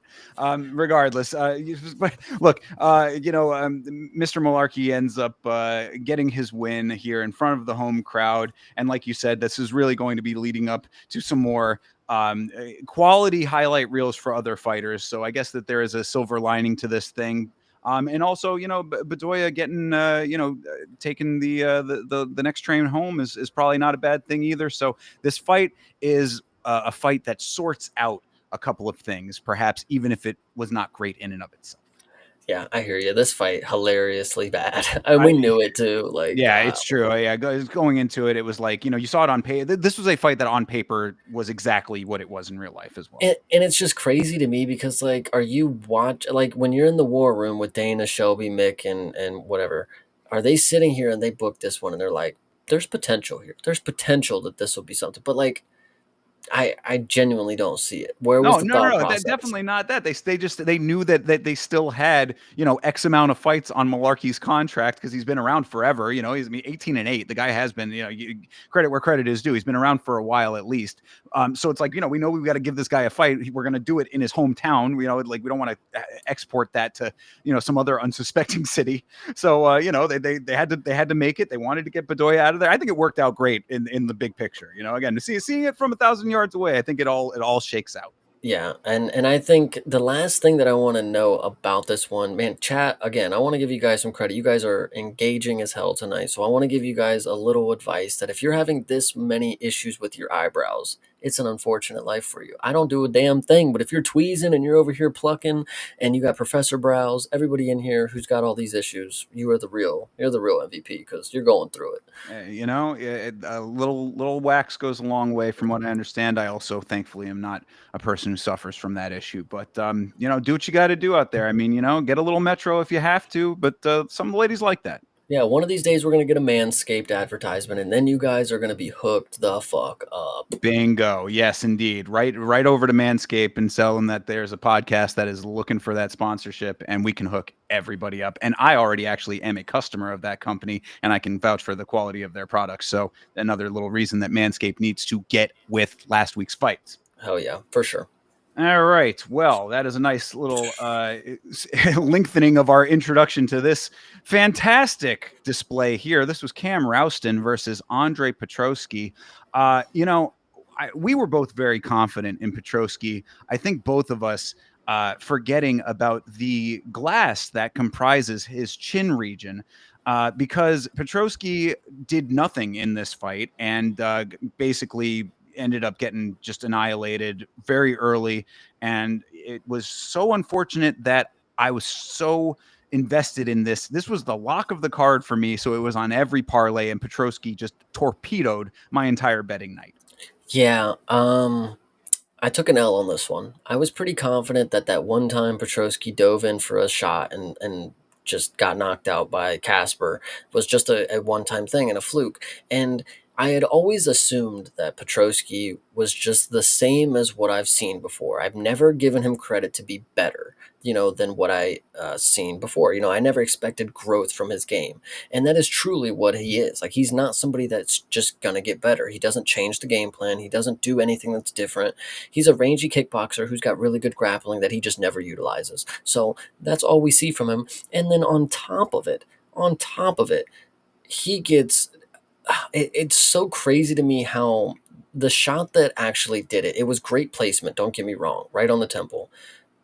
But if you're getting wobbled by that weak of a fucking shot, dude, like, and it's not even just wobbled, it's like, bros, it's as if his eardrums get busted every time he gets punched really hard or something, because he just loses he doesn't even know where he's at. Like, he's just all out of the fucking mix. And then because, like, Ralston, dude, first off, he gives vibes of Mikey Musumeci. I don't know if you get this from him on the mic, but my goodness, you cannot let this guy always win. Like, you can't let him come in here and finish you like this, Petroski. Why are you at range with a striker who's clearly got the range and he's clearly setting you up on traps? Get the fuck on the mat and wrestle. What are you doing? Like, yeah, dude, he gave this kid so much respect. A guy that all of what we had said coming into this fight is legitimately true about Cam Rouston. Had tons of problems with Torres Finney. So you know that there's an exploitable hole in the game, a hole that you have a strength in. And Petrosky is slow to start. He's never letting his hands go in this fight at all. And then you're exactly right, a check hook that just drops him. And people meme on Johnny Walker like Petrosky isn't in the same exact camp. I mean, this is just one and done. Had him out of there. He's trying to stay alive on the ground. Doesn't have any success there. Rouston doing the right thing and getting the job done early. And then you're exactly right. This was one of the most cringe Octagon interviews that we've seen in quite some time. Like usually I don't have like a visceral, strong reaction to fighters in a negative capacity. I try to, Yama's about the human side of MMA a lot of the time. So like, I try to see them as people, and I don't, I respect them as fighters always, of course. But like, there was just something about this Rouston guy. I was like, man, I do not like this guy. Like the way that he is talking on the microphone right now after that performance with that type of a finish, like there was no humbleness to it at all. And just the thing that he really was thinking that he was like the world ender, and everybody's, I mean, the whole commentary and him all talking about how tough Petrosky is. Like we haven't seen this exact thing out of him before. This is, I mean, really, I feel egg on our faces for having the confidence going into this. But that being said, you kind of could have seen a little bit of this coming, perhaps, if maybe if we dug a layer deeper. But like not in Rouston's estimation and not in Paul Felder's estimation, because Petrosky's he's a G. If you're not a casual, if you really not know this sport, fucking Rouston legitimately said that, by the way. If you're not a casual, then you know that Petrosky is a beast. I also dislike him on the mic because he's playing the character of the cocky guy, but you cannot buy it from him because he's obviously probably just a little insecure. We all are, but that's just kind of the vibes I get. But when you get on the mic and you have arguably the second worst call out right behind Joaquin Buckley calling out Conor McGregor, like this one was horrible. He got on there and called out Israel Adesanya. No. He didn't call him out. He was saying that he was saying that he's like the next up from, he trains with him. It sounded like a call out to me, but if he ended up saying that that's my bro, then his promo skills need fucking work. Yeah, he was like, saying that his style is often imitated, never duplicated. I at least that's what I read from him. Am I wrong? Am I completely off base here? I thought he was like shouting him out and giving him props. Like I thought that was what he was doing. He was using his time on the mic to give props to his elder statesman kind of thing. But it just was cringe as fuck. It was also cringe. Like after a post fight speech like that, like you would have expected him to do like a Superman pose or something. Like it's I don't know. This dude's pretty Diary of a Wimpy Kid type thing. Like it's pretty crazy. He said, "Middleweights, there's a new dog in the yard," and I was just like, "Oh my god, bro!" He really? was saying he's the next Izzy. I'm sorry, Hydra. Well, he's also not that. So, Yeah, whatever. yeah, right. And so I mean, like again, coming off of this performance, I mean, like now, granted, he knocked him out. What are you going to say? I mean, like you gotta call it like what it was, and he did get that. So I guess he does deserve, a little bit of cockiness, but at the same time, a one and done off of a fight where Petrosky landed 0 significant strikes. I don't give a fuck what those stats say. He did not land a single strike in this thing. Same with our main event, of course. But I mean, like he maybe like a couple of pitter patter shots, but he was giving so much respect to this dude, so much leeway, so much distance to let him do exactly what he ended up doing. Like, I just don't think that it warranted that level of confidence. Again, having the Torres Finney situation as well. Bring him back in. Let them rematch again if he's that confident. Yeah. No, I definitely agree with that one. That's probably what should happen, to be honest with you. But either way, yeah, this one, horrible performance for Petrosky as a -200 favorite. Wow, did we suck on this one. So. Yeah, and all of my parlays reflected that. So, when you fall hard, and that is exactly what happened. So, as I said, egg on my face, our faces, etc. Did want to bring this up because Hydra is making a good point here. Another guy related to Izzy randomly bringing up dogs. Is this a pattern? Makes one wonder. I definitely agree. And we even said that in the Discord at the time. Like, that's a very common thing that people have been saying. So it needs to be investigated. Seriously, this is fucked up shit going on around here. I've now done 2 videos on dog-related matters in the UFC, and it needs to stop. So, for fuck's sake, please, let's make that happen. True. Good of humanity. Anyway, let's move on to the next fight here. Wash the taste of that last one out of our mouths. This is Navajo Sterling versus Adolfo Bellato. Another smartly navigated, boring Navajo Sterling fight, is what I said. Um, the only thing that matters in this is that we did actually see moments where Navajo was willing to trade and he trusted his chin and his striking, and I genuinely thought that that was a bad move for him. Like Bellotto does have some power, you know, he might actually chin him, but Navajo's chin actually held up very well in the situations where he did stand his base and start fucking firing. But like you said, danced on the outside, did exactly what we knew he was going to do. They controlled each other against the cage for a little bit, did a bunch of fuck all.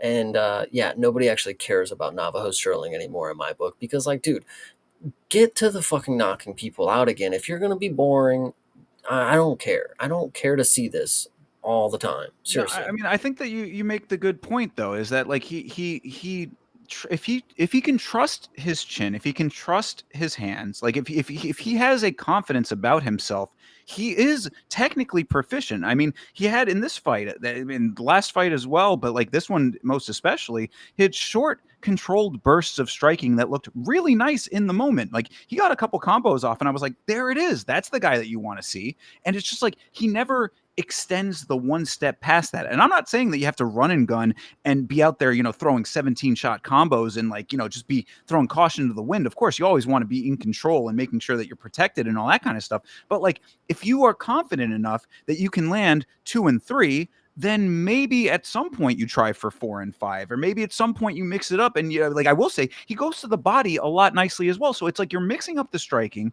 You're confident enough to land power shots when you let yourself. Just do more of that. Be that guy is all that I mean, like, I don't understand where this like hesitation for Sterling still comes from at the time now. He's what, 3 fights in the UFC at this point, won all 3 of them. He's 8-0 still. The guy's undefeated. I guess maybe he's just really concerned about keeping his O or whatever. But like, bro, he has potential to be the guy that like everybody thinks that he possibly could be if he just lets himself. Mhm. No, I definitely agree. Hydra makes a great point. Name is Navajo. Definitely not doing anything cool is saddening. Like that's a cool name, Navajo Sterling, and he is a cool dude. But I think, and this is obvious when you look at him and what he was coming into the UFC already. He's one of these people that in his free time cares a lot about his image. Gonna go get tattoos. Gonna get a hair transplant. Is he that focused on being the best light heavyweight in the world? These are things that you could question because of those factors right there, in my opinion. Like, bro, why are you getting a fucking sick tattoo on your fucking arm? Like, go be a fighter. Don't get the coolest tattoo that I've seen on a fighter in the light heavyweight division and then come out here and be boring. Go be boring without the cool tattoos. Okay? How about that? Is the I don't know. tattoo really that cool? I haven't I seen it don't yet. know, but if it was, like, I mean, that's the point. It's like even if you went out here and got the sickest tattoo ever, it could be the most G shit ever. It could be the Tommy gun thing. You have to have a great performance for me to be like, dude with the cool True. tattoo. It's like, dude, there's a dude fighting this weekend with a cool samurai on the back of his fucking back, and he's gonna fight like shit against the fucking champ. Like, I don't know what to tell you guys. Like, Perhaps. Yeah, no, I mean, to your point, Carlos Prates did the same thing and goes out there and actually annihilates, so he gets the 50, pass. listen, you get 50K bonuses. I don't care how many tattoos you get. You can get one per 50K. Navajo Sterling. There's no tattoos coming after this performance, pal. And if there Yeah, is, where are you at? Where are you right. at right now? Buy some new equipment for the gym. Yeah, yeah, no, I mean, it's both sides though, really. I mean, Adolfo Bellato, we're not talking as much about him. Of course, he did not win this fight, but like it's the same deal. This was a snoozer up until the very end of the first round. What I had said, this is like strike here, clinch, strike there, clinch. I said commentary should not be saying he's starting to land 25 seconds into before the end of the second round. Mhm. Like, you know what I'm saying? Like, it's like because that's literally what they were saying about Bellato. It's like, he's starting to land now. It's like now. I mean, the fight is almost over. He's got one more round. He's got 5 minutes and 25 seconds left in this fight. Like, Yeah. anyway, Since we're talking about Bellotto, I literally have to bring it up because Hydra brought it up a few times. He now has the infamous record of 1-1, 1-1 in the UFC. What do you think about this? I think that it's a quite a feat. I have to say. I mean, it's very it's shocking to an extent. Not shocking, but it's perplexing that anybody can let themselves get to that point. But if you know the history of Bellato leading up to that record, it all tracks as to why Mhm. that is the case. And I think that he himself is the exact person to have that record because he is just he's another one of these guys that has weird miasma that circles around him. I Well, used to he say is that from about Brazil. Khalil. It's called voodoo, actually, but So yeah, the rainforest voodoo magic. I am familiar with that with Poeton, but yes. no, I had said that about Khalil Roundtree before he started turning himself around. I remember us talking about that on this very show back in the day, saying that there's just a cloud that hangs in the air around him. Bellato is in the exact same camp as far as I'm concerned. I mean, a guy who is going to go out there and pull off the Shakespeare level acting performance that he did against Paul Craig. You create the dark rain cloud for yourself. 100%. So, yeah, 30-27 for Sterling in this fight. Bellato didn't do much of anything in this fight. The outcome was almost predetermined if that was going to be the case. So Sterling stays on. And as I said, I want to emphasize this point only because I believe that there is a greater fighter within him. You know what I mean? Like I feel like if he just allows himself to spread his wings, if he gets past the city kickboxing just a little bit, there's something greater to be gleaned from him. He just has to be willing to take that extra step. So hopefully we see that at some point. I mean, it's possible. We saw it, and we'll talk about it for the main event. Of There's course. somebody for him to train with and look forward to, or look forward to matching up with. I know it's New Zealand and Australia, but whatever. Hey, we'll talk about it later. Yeah, absolutely. So whatever, that is what it is for that fight. Next one up was actually a pretty good fight here. I wish it had lasted longer. This is Tom Nolan versus Charlie Campbell. I think that you had pegged this as possibly being fight of the night, and it might have been if it had gone on for a little bit longer than it did. It might have been. I would actually like to point out this is the second UFC card in a row where I don't believe that we got a fight of the night bonus, and valid. Yeah, So, legit. um, this one right here, I think again, I was waiting for you to come in here and tell me that I got these right on a tee. This one again, I thought this was right on the fucking nail. You know, Tom Nolan was You said Charlie Campbell was going to win this fight, buddy.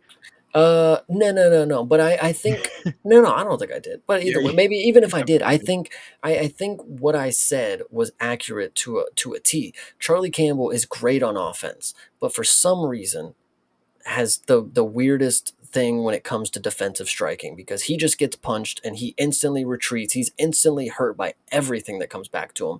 He gets in this fight and it's an interesting striking match because Tom Nolan is the Australian Jalen Turner, but he is also one of these dudes that have turned a page in his career that he's a grappler now. He knows how to grapple and he goes for submissions that he gets.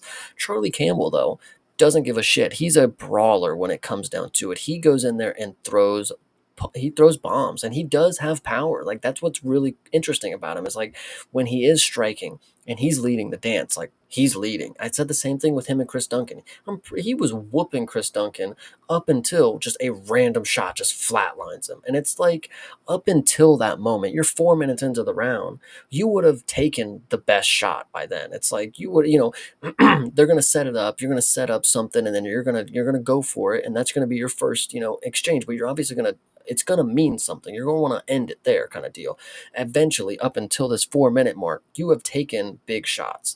Why, up until now, were you able, and then just randomly, you just get clipped by Tom Nolan? You go to the fucking ground, and then you get submitted. And it's like, how does it go so wrong so quick for Charlie Campbell? Because he is genuinely not horrible. No, Like, well, I'll tell you how it goes wrong is that Campbell, he fights like a heavyweight. All what you're describing is the way that a heavyweight fights. And I mean, like, he definitely has that confidence to do that. And I can appreciate that because you're right. I mean, like, we literally had that discussion about, how I appreciate the brawly style. And I think that we're seeing less of it lately, as the sport evolves past it. More technique is obviously going to be better for the fighters, but there is an entertainment value to somebody who's going to go out there and really just go balls balls to the wall. Campbell does that. But what he does within that is the problem, because what you're sacrificing there is that technicality. He reaches with his shots from very far out. I said that he's going to continue to get countered a ton. He didn't get countered a ton in this fight specifically, but the way that he reaches for shots, he's asking for it. And then the other big problem that he showed was that whenever, like, I'm the first one to say stand them up. If when you knock somebody down, stand them right up. With Campbell, unfortunately, though, he was anxious to get it back to the feet. I think that he was showing early warning signs of not having confidence on the ground with the way that he was doing it. Because the second that he would land that shot, he was like, "Oh, no, no, no, up, up, up, up, up, up, up, up." Yes, no, what's really funny about that, and it's hilarious. I think Mank was the one who pointed this out in the Discord. Is like, I love to see a fighter who rushes it back to it, and then while the fighter's trying to get up, they just try to bum rush them before they. It's like, dude, all right, come on. Like you literally have no opportunity if you think that's going to be the moment right there. It kind of reminds me of Sugar Sean and Marab. It's like Sean had his one moment when Marab turned his back and walked away, and he took it, and Yeah, true. he was hoping that was the end right there. Yeah, I thought that actually looked like it was a little bit of gamesmanship on Nolan's part, because it looked like he was half going for the stand up and then he kind of like went back to the ground. But upon looking at it back, it was because Campbell was like rushing in. It's like, hey, come on, but if you want him to stand up, you got to let him stand up, Yeah. But that was twice that happened, and the second one was really the one that made me like kind of set the alarm bell off in my mind, because I'm like, he is, the commentary even said, oh, he wants no part of anything on the ground, and I'm like, well, that's signaling something negative to me. If like it's one thing to say stand up, it's another thing to be like, I do not want to go to the ground. And ultimately we saw what happens when he was on the ground. So, unfortunate deal there for him. But I think that that's really to the point, like what you were saying, like, the style is definitely fun when it's working for him. But as you get higher up in this sport, and especially this Tom Nolan kid is not half bad. So, I mean, it makes sense that a guy like him would be able to take advantage of what Campbell was putting out.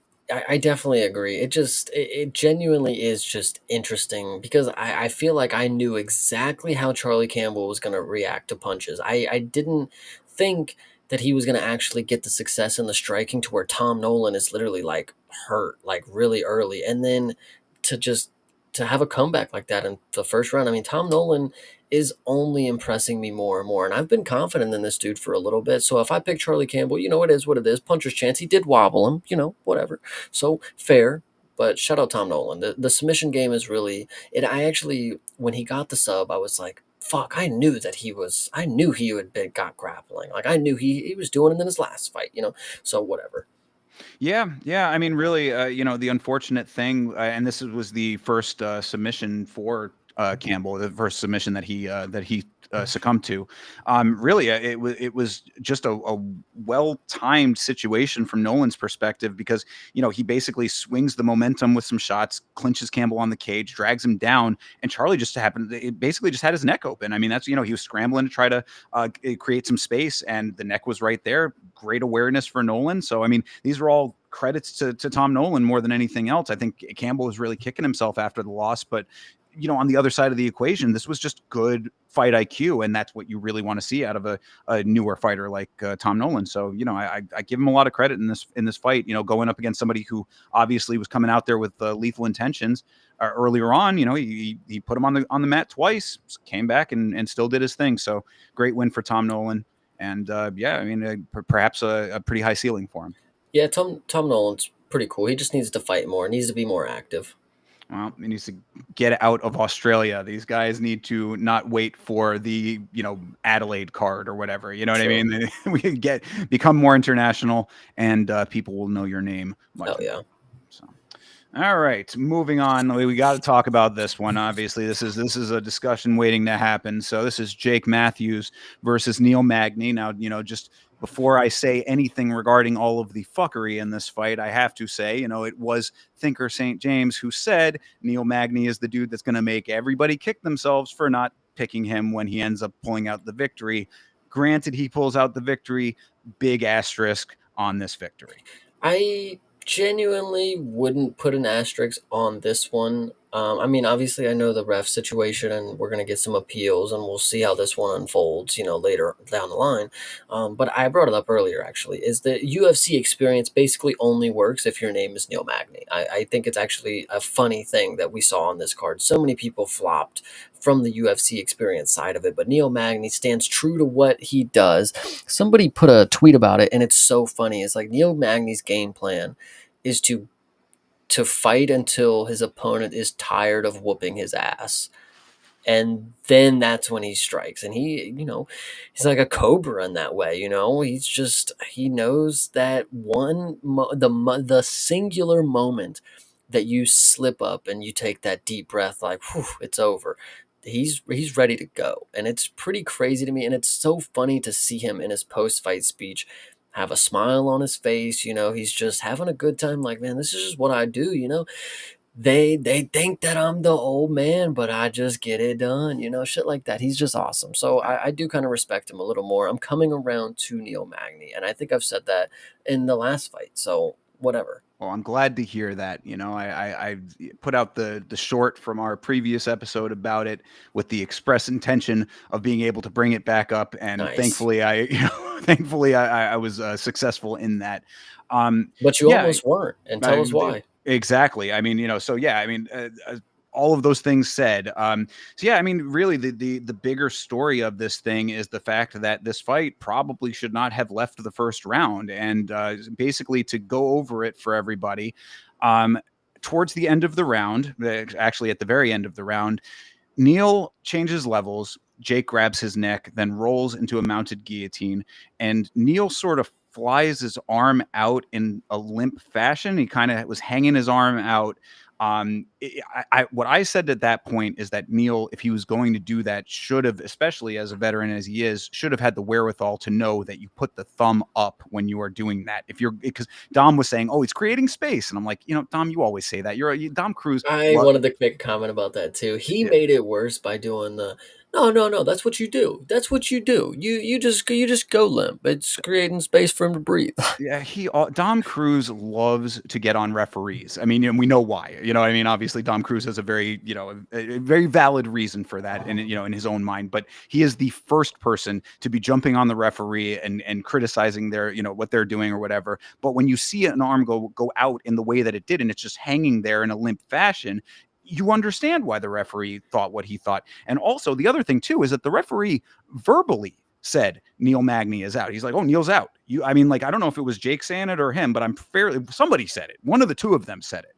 And I would assume that it was the referee, because how would Jake know? I mean, he didn't, he's mounted. He can't tell Well, under, I I mean, you mean, can maybe, feel a lifeless body, yeah, but I mean, I guess to an extent, okay, whatever. Regardless, somebody said it. gamesmanship. Could be. But so yeah, so Neil's got the arm out. It's kind of hanging there. The ref calls the fight off before the horn. Neil immediately says he's not out. He wakes, not wakes up, but he pops right back up. "I'm not out. I'm not out." And then the ref basically just goes back on his word, saying, "I was just calling the round over and not the fight," and the fight continues on. What's interesting to note is, yes, the ref stopped the fight with 1 second left, and then the midst of them getting up, that's when the horn breaks. Now, what's also crucial to note with the context is because I believe somebody in the Discord asked, like, if you once the ref waves it off, like, it's over. If you actually watch, he never waves it off. He actually never does the whole hand gesture. So Didn't he put his hands on him though? he did stop him, but he didn't actually do the like, type thing. Like, so in theory, I mean, I guess he did save himself there by not actually having to, uh, go back on that, figure out how to way to call off the fight. But what I wanted to say is, as soon as Neil starts protesting, in any other situation, means jack shit. Literally means jack shit. I've seen plenty of people protest that they are not out. Robbie Lawler is a great example. Just because it wasn't at the end of the fucking bell doesn't mean you can't, save your ass there, I guess. But um, this one was pretty funny to see Neil Magny, protest. And in the moment, I actually felt, I don't know why. Sometimes I'm pretty good, guys. Sometimes I'm pretty good. I felt this one wasn't over. I was like, oh, no way, it's not over. No way. They're going straight. Like, it kind of had some weird vibes to it, but I think we all kind of felt that this was going to go on. Normally, the UFC, when they have their rinky dink moments, they're not often perfect, but sometimes they work out in the best way that they maybe could have. So Yeah, I mean, I'm glad that it did. I'm glad it continued on for Neil's sake because we were talking about this during the watch along. Neil Magny probably has the most comeback victories in all of the UFC, if you really think about it. I mean, you can name several off. I mean, Mike Malott, a couple of these other big ones that he's had over time. I mean, he's like the comeback kid. So, a situation like this is not uncommon for him. Him and Jared Cannonier are two good examples of that, where it's like, if you're going to stop the fight prematurely, you really are doing them a pretty big disservice because they do have the ability to come back. So I'm glad that that's how it went. But from the referee's perspective here, I mean, the only thing that he could really say is that you're like that. I went to go stop the round early. And that is the only that would be the only valid thing here, but you're still wrong in doing that. You still deprived Jake Matthews of a second worth of fight that way. So either way, the referee is not looking good no matter which way you cut this. And if it had gone how it should have probably gone, when a referee makes the call, that's the call. Like that's the end. I mean, any sport is that way. Baseball, it's a huge. You see baseball with the umpire arguing there, and then he's having to eject people and this and that. That's always based on him standing his ground, being like, you commit to your call. There is no half stepping when it comes to refereeing. So if he was going to stop the fight, then he should have stopped the fight. But if he wasn't going to stop the fight, then he stopped the round a second early, excuse me. So either way, there is some shystiness going on there. Not shystiness. So it's just some fuckery, some shenanigans. So this brings the question. Do you want more of the type of referee that in the moment he knows he made a mistake and he's able to, fix it on the fly somehow, some way? Thankfully, he didn't make the call. Thankfully, he was just like, whoa, we're good. We're good. We're good. Thankfully that was the case. Or do you want the referee that's going to be the stern asshole that's like, nope, I called it, dude. You shouldn't have fucking waved your hand or you shouldn't have acted limp. I'm sorry. It's over. Like, I Herb know. Dean was fucking, smooching with Robbie Lawler after he fucking called that fight early. He's like, dude, I'm sorry. I fucked up. Like, Yeah. what do Yeah. we want to see here? Herzog with Henry Cejudo, that kind of thing as well. Yeah, you make a good point with that, and it's a tough Middle pickle. ground, Yeah, balance. yeah, right. It certainly is a tough one. I think that for the integrity of officiating in general, it should be that the word is law. But I mean, you can, I don't know, maybe there should be like some official oversight kind of stuff at that Uh, point. Maybe the commission should come in and say that the fight goes on. Well, we invest all this money into a replay system that we never fucking use and actually correct calls. So this is just the one time where the replay system didn't actually have to come into effect and we made the right call happen. Shout out to Jake Matthews, but I'm sorry, pal, you didn't submit him unconscious. Like, I mean, you can be mad and you can appeal it all you want. I mean, the round was stopped early, but mate, he wasn't unconscious. So the ref, in my opinion, if you're on the side of the ref has to stand by his call, cool. But I'm kind of on the side of that fight shouldn't have been ended right there. So he kind of helped me out. I mean, it was two more rounds of Neil Magny sucking before he actually won. But like, it is what it is. We could have been mad talking about, Neil Magny wasn't fucking out, bro. You Yeah. would have been talking about how you had so much stock in Neil Magny. That was the perfect fight for him to come back and win. Shit like that. True. No, yeah, Whatever. you're speaking facts right now. So, yeah, I mean, in lieu of a better outcome of, or better like set of circumstances in the moment, this is what we got. And yeah, I mean, it worked out in Neil's favor. Jake Matthews, of course, is going to appeal the decision that's already in motion. It's gonna be very interesting to see what the commission has to say about that. That I think is hopefully one that sets a little bit of a precedent, because maybe there is some wiggle room with it. My thing with it, I'm sorry, I'll let you go. And it's just You're fine. My thing with it is that we talk time over time, week over week, about there not being a definitive set of standards and regulations in the sport in general. So if that's going to be the case, then yes, there obviously is wiggle room with all of this. Like, because that's what I'm trying to say, is that like, if you want to be rigid, then it needs to be enforced across the board. If you're not going to be rigid, then there obviously are many situations where it's going to be specific to that one instance, and it has to be looked at, as an isolated incident, as opposed to something that has a top-down rule. So you got to decide what you want, and that comes from the top down as far as the commission goes, and they don't seem to want to make a call on that. So this is what you get. I think, and I want to respond to Didgeridoo Dave's comment here about Matthews doesn't ref, the ref said it ended. I think this is one of those moments where thankfully he didn't say what was happening or what he thought. I think, I don't remember, I watched it a couple times. I don't remember the ref, A, specifically saying it's over or waving the fight off. I think he was somehow able to mentally, remember that he did not slip up. So when he stopped him, it's more just like, all right, break. Oh, he's not out. He's not out. Well, I didn't say it was. I didn't say it was over. I didn't do it. So we gotta go. So I don't know. In my opinion, I think on a technicality, I think there's no footage of him saying it's over or waving it off. So I think he somehow saved his butt. But whatever. Yeah. So I mean, Neil Magny comes back, gets a Darce submission of his own here. Well, so I guess just to finish up the conversation about this whole refereeing situation, what would be your ideal outcome from all of this? Do you think that the referee should be reprimanded in any way? Do you think that there's Post any? fight speech. Get him on the mic. Tell me why you did what you did. Yeah, I Need mean, it. I didn't know you've said that in the past, but as far as this specifically, with like the way that this is working out, with this being appealed, if he has to go before the commission and explain it there, and he says, "Oh, I stopped the round a second early," is there something that should come down from that? I guess is my question. No, because he was honest, dude. So Come on. he just fucked up. Yeah, it was I just an in mean, the dude. moment. I mean, I if mean, you we saw admit, Big Dan Murgliata not stop a fight for 10 seconds. I mean, so it's, yeah. I mean, I guess it just happens, right? I mean, if you're honest about it, people make mistakes. I mean, stand by the bad call that you had. Don't make a whole big story about it. Like, oh no, I thought Neil Magny was out, but I made the wrong call and I fixed it on the fly. Like, dude, you're not God here. It's not your job to change the whole fucking system. Just say you made the bad call. I stopped it early. I heard the clapper and I heard the and I went for it. I'm just quick to it. I got very good ears. I don't know.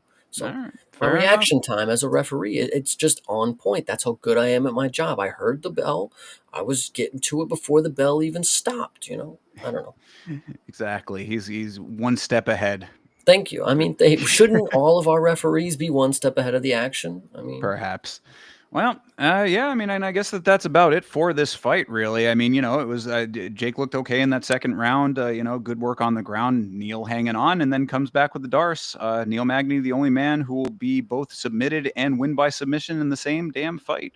I think that is just indicative of who he is. But I would also like to just mention that Jake Matthews, when we started, he went from random Jake Matthews, random Aussie Jake Matthews, to average Aussie Jake Matthews. I hate to break it to you. You have been downgraded one more time. You are back down to the random Aussie Jake Matthews. I'm sorry. Unfortunate that is the case. I think that there's probably still more to Jake Matthews than something like this would lead one to believe. I think that Neil Magny, again, this goes back to the respect level of Neil Magny. I think that he should be respected and somebody who will do this kind of thing. But I think that there are probably going to be plenty of other fighters that Jake Matthews can still beat. So go out there, continue to get some more wins, and let you put this one behind you, I guess. Yeah, see, thanks Hydra for actually confirming it on Fight Pass. Never waved it off, both hands. Yeah, he went from, he was like stop, and then he was like, oh, okay, like he made the mistake, but thankfully he was able to not slip up enough where he's like, it's over, it's over. Oh no, it's not. Then you really can't go back. But in this one, he was able to make his way out. That's just all I'll say on it. All right, fair enough, fair enough. So, yep, good win for Neil Magny. How about that? True. All right, well, let's move on here. Jack Jenkins, excuse me, Jack Jenkins versus Ramon Tavares. This was the fight that you had referenced earlier about me saying that Tavares is possibly fighting for his job here in the UFC. And after a fight like this, I kind of stay exactly by my original assessment, and it's fights like this that brought me to it in the first place. Yeah, no, this one was not a fun fight. Very boring. I actually really liked Jack Jenkins in this fight. I actually thought like he decent, well-rounded skill set, for featherweight. Nothing too impressive is the unfortunate thing about him. Like, the leg kicks are fine. He's finished a couple people with leg kicks, sure. But you have Roman Tavares who's doing next to nothing, and you had a close fight with him. So that's just not really not really my cup of tea. You know, he's fine, Jack Jenkins, sure, but he's not no killer. I mean, he ain't somebody that I would say needs to be the third fight up from the fucking main event with Roman Tavares. Like, Right. come on. Yeah, no, I mean, it was a very glorified spar of a fight yet again, and I said, never have I seen a fight this competitive be so mid. Is kind of how I felt about it, like because these guys were going for it. I mean, like I remember clearly on the watch along watching this fight and being like, yeah, I mean they're throwing. It's not like they're not doing stuff here. I mean, it's like it was really just a kickboxing affair on both sides for all 3 rounds without any major damage done, and even the clinch and groundwork in the 3rd round went both ways. So it was like nobody really pulling ahead. I mean, it was just like Jack was a little bit better in all 3 rounds, but it wasn't like it was a complete knockdown drag out. Both guys were doing stuff, but it was just stuff. It was just fight. It wasn't any kind of definitive, this is the thing that stands out in all of these 15 minutes. Yeah, and Hydra makes a good point. Tavares was overweight in this fight, um, Oh, and was he? yeah, he missed weight. I did Uh, not realize that he missed not, weight. I don't think it was by, might have been like 2 or 3 pounds, something like that. But yeah, I mean, goddamn. Normally, when people miss weight, it kind of adds a little interest to the fight. Like, oh, is he gonna just be completely shit because he couldn't make weight, or is he gonna be fighting with an advantage because he didn't make weight? Um, this one didn't have either of that. Ramon Tavares is just terrible. He's just not.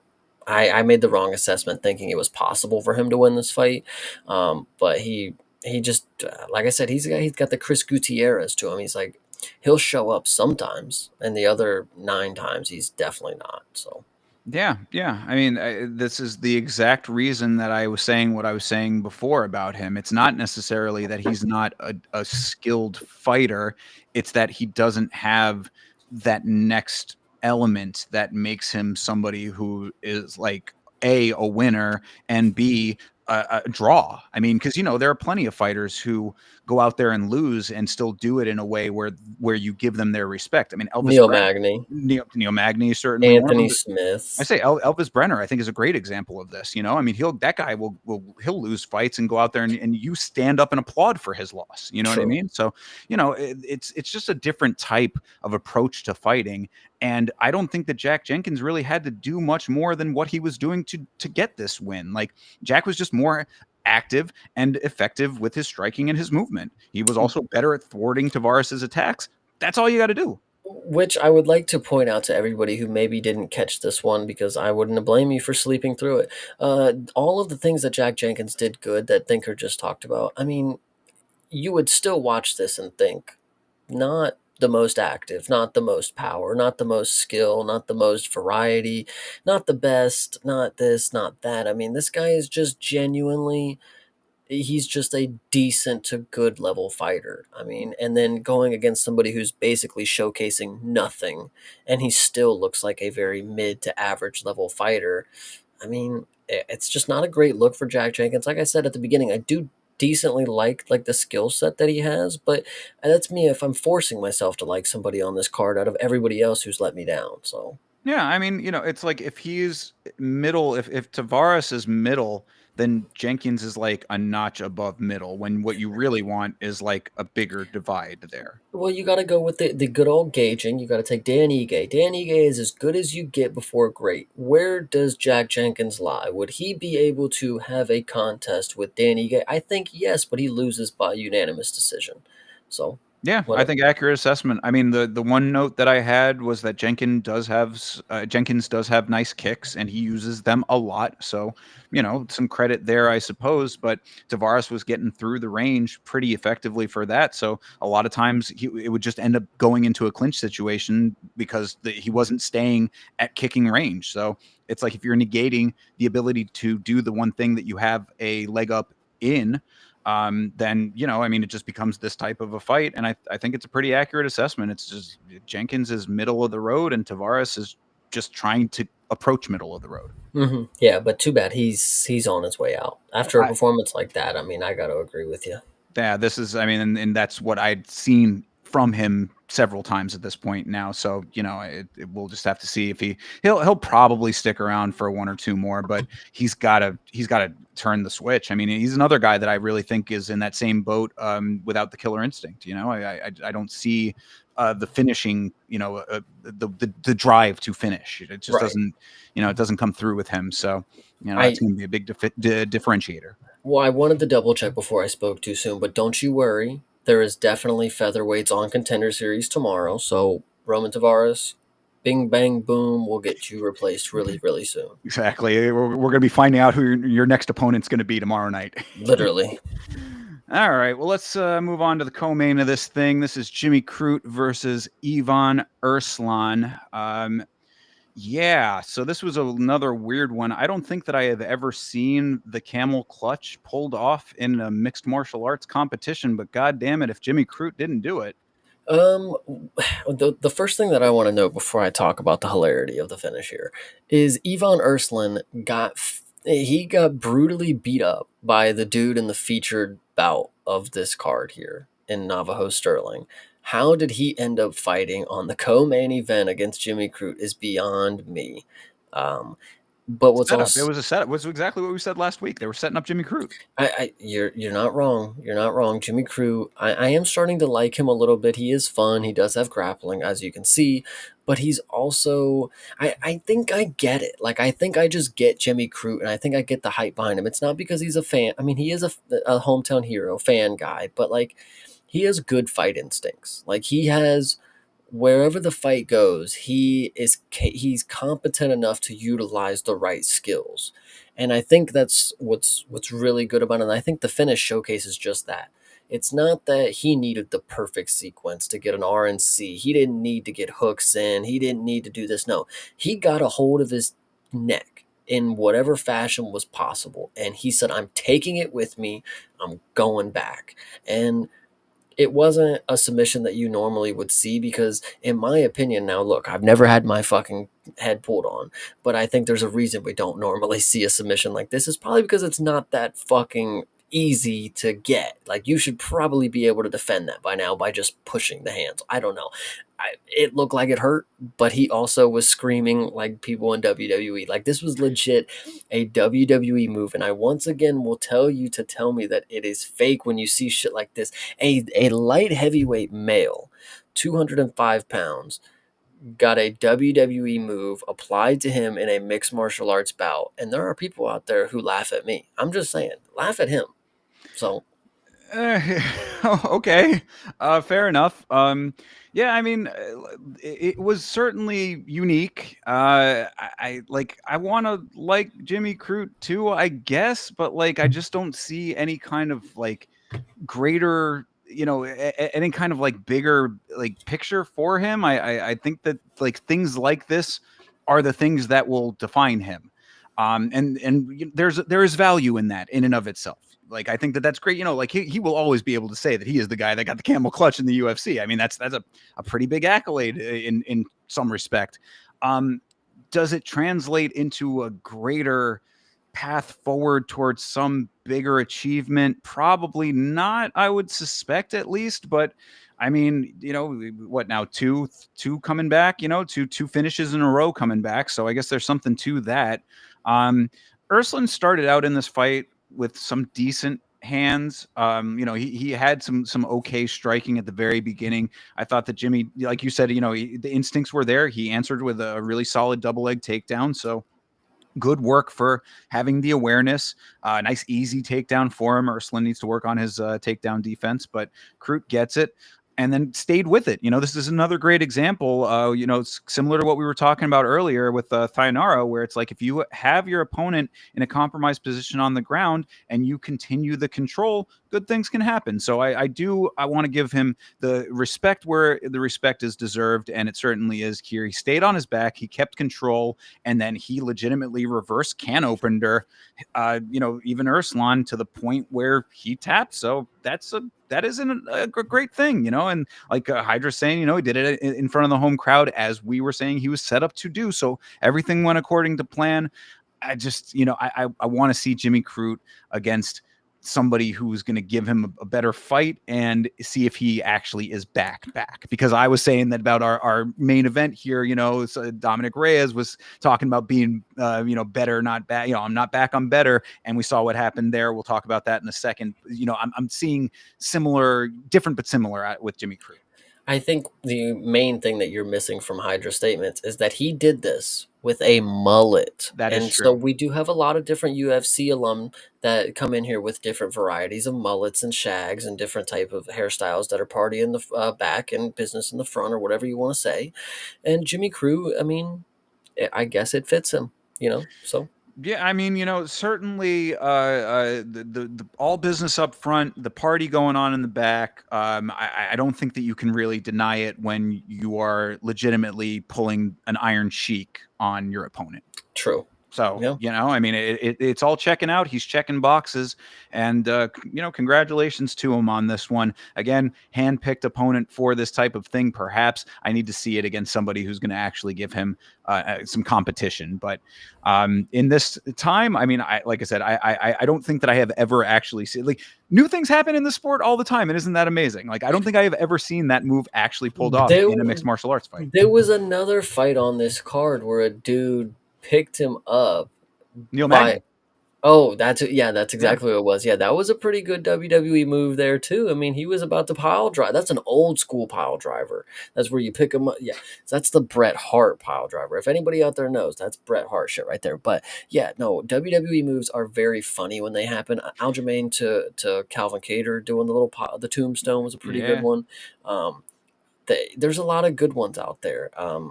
And it's just fun to see them because they really just make you believe, like, man, at a time, this is what fighting was, and they had to portray it theatrically. Like, this is what fighting used to be, and they were like, we got to put that out there so we could tell stories with it. I'm just saying. Yeah, no, I'm all for it. I mean, if you can actually do it and make it effective, then by all means do that cool shit. I mean, like, I'd love to see people doing more elbow drops and stuff like that if it makes sense. He made it make sense. I think an elbow drop is what we're going to see out of all the WWE moves. I think an elbow drop is probably one of the first. I think so. I'm confident. Somebody's dropping that people's elbow in honor of the Rock and the Smashing Machine movie we'll talk about at the very end here. Hell yeah. All right. So shout out to Jimmy Crute. We, I know Hydra doesn't want to talk about it, but we got to. It's the main event of the evening here. It's Carlos Ulberg versus Dominic Reyes. Dominic Reyes did absolutely nothing in this fight. Yet again, what I said in that last fight, I do not give a single fuck what those stats say. That is absolute horseshit. He did nothing in this fight. This fight was interesting because, one, I did think it was going to be a boring decision where Ulberg was going to just dance on the outside. And that's what we got for the very snippet of this fight. Because, honestly, this fight going on for 4.5 minutes, where the first 4 minutes nothing happened, was pretty crazy. Dominic Reyes, I agree with you. He was doing nothing, and it was because Ulberg, again, at range, Dominic Reyes can keep walking him down in the straight line all he wants, but Ulberg is literally just going to duck to a side and get the open cage behind him. Dominic Reyes, you saw it right around the 4:15 mark. Dominic Reyes is sitting out at the distance. He stops walking forward, and he's got his hands just low. He's like, there's nothing coming back. No reason would I have my guard up because he's nowhere near me. I've just kept walking forward. Nothing's happened. So, just chilling. I got my hands ready. If he comes, he comes. And then that was the moment that he gets blitzed and just eviscerated. It wasn't necessarily a jab because it kind of slipped right through the guard. It was a jab, but it was a little more impactful than him just popping a jab. He knew, I'm splitting the guard with this and setting up a monster of a straight right. And credit to him, that's what he did. Dominic Reyes, God, the look on his face when he was on the mat, like waking up from consciousness, like, like, it just sucks to see. I'm not gonna lie, because Reyes, fuck, man, I wanted to believe that that was possible, but I didn't want to believe that this outcome was possible. I wanted to think he's losing by decision. We're gonna have some hope for him after him getting flatlined like this by a point striker. Not a great look. Yeah, no, absolutely. I mean, Ulberg was winning the round off of activity alone before the shots that put Dom out. I mean, he was really picking him apart from the outside like we thought he was going to, and just Reyes just giving all the respect in the world. Now, I mean, granted, it is the first round of a 5-rounder. You would think there would be a feel out period. There was literally 2 minutes of feel out slash idle animation in this fight to begin with, but it's Emotes, literally, like, they were right. I mean, doing yeah, nothing. so it's like, at a certain point, you got to start doing something. I mean, like this is exactly what will happen under that circumstance.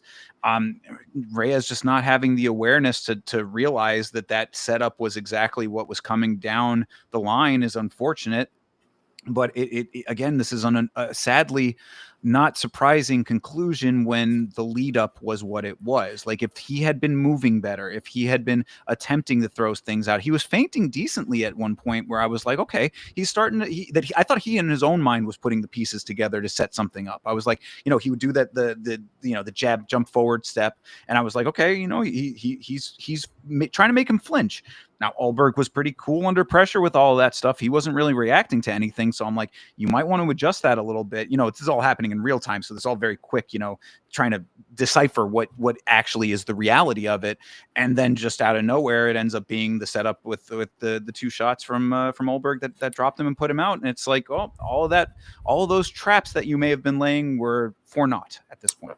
I think the last thing that I want to talk about for Ulberg, because really there's not much to talk about in the fight. They did nothing, and then Yeah. he knocks him out. I mean, it was just bang, bang, boom after watching him do nothing for 4 minutes. But anyway, when the press conference came around, I had Henry in the Discord telling me that it's going to be a banger. Press conference is going to be a banger. Carlos Ulberg has so much personality. Well, that press conference was boring. He had plenty of questions that I listened to that were boring. He gets on the fight after a knockout win against somebody who is, great in some regards. Honestly, I think a lot of people tend to like Dominic Reyes just because they hate John Jones, but that's another story for a different day.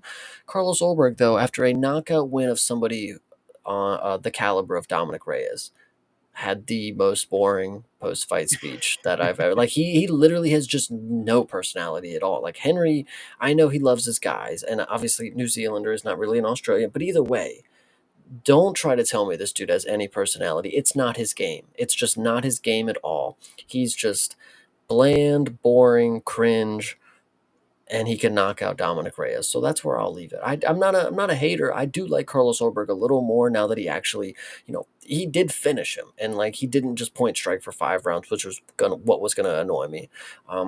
And so I'm confident that I'll buy into him, getting a good matchup going forward. But I don't know if I'm necessarily on board with him winning a belt still. But we'll definitely see.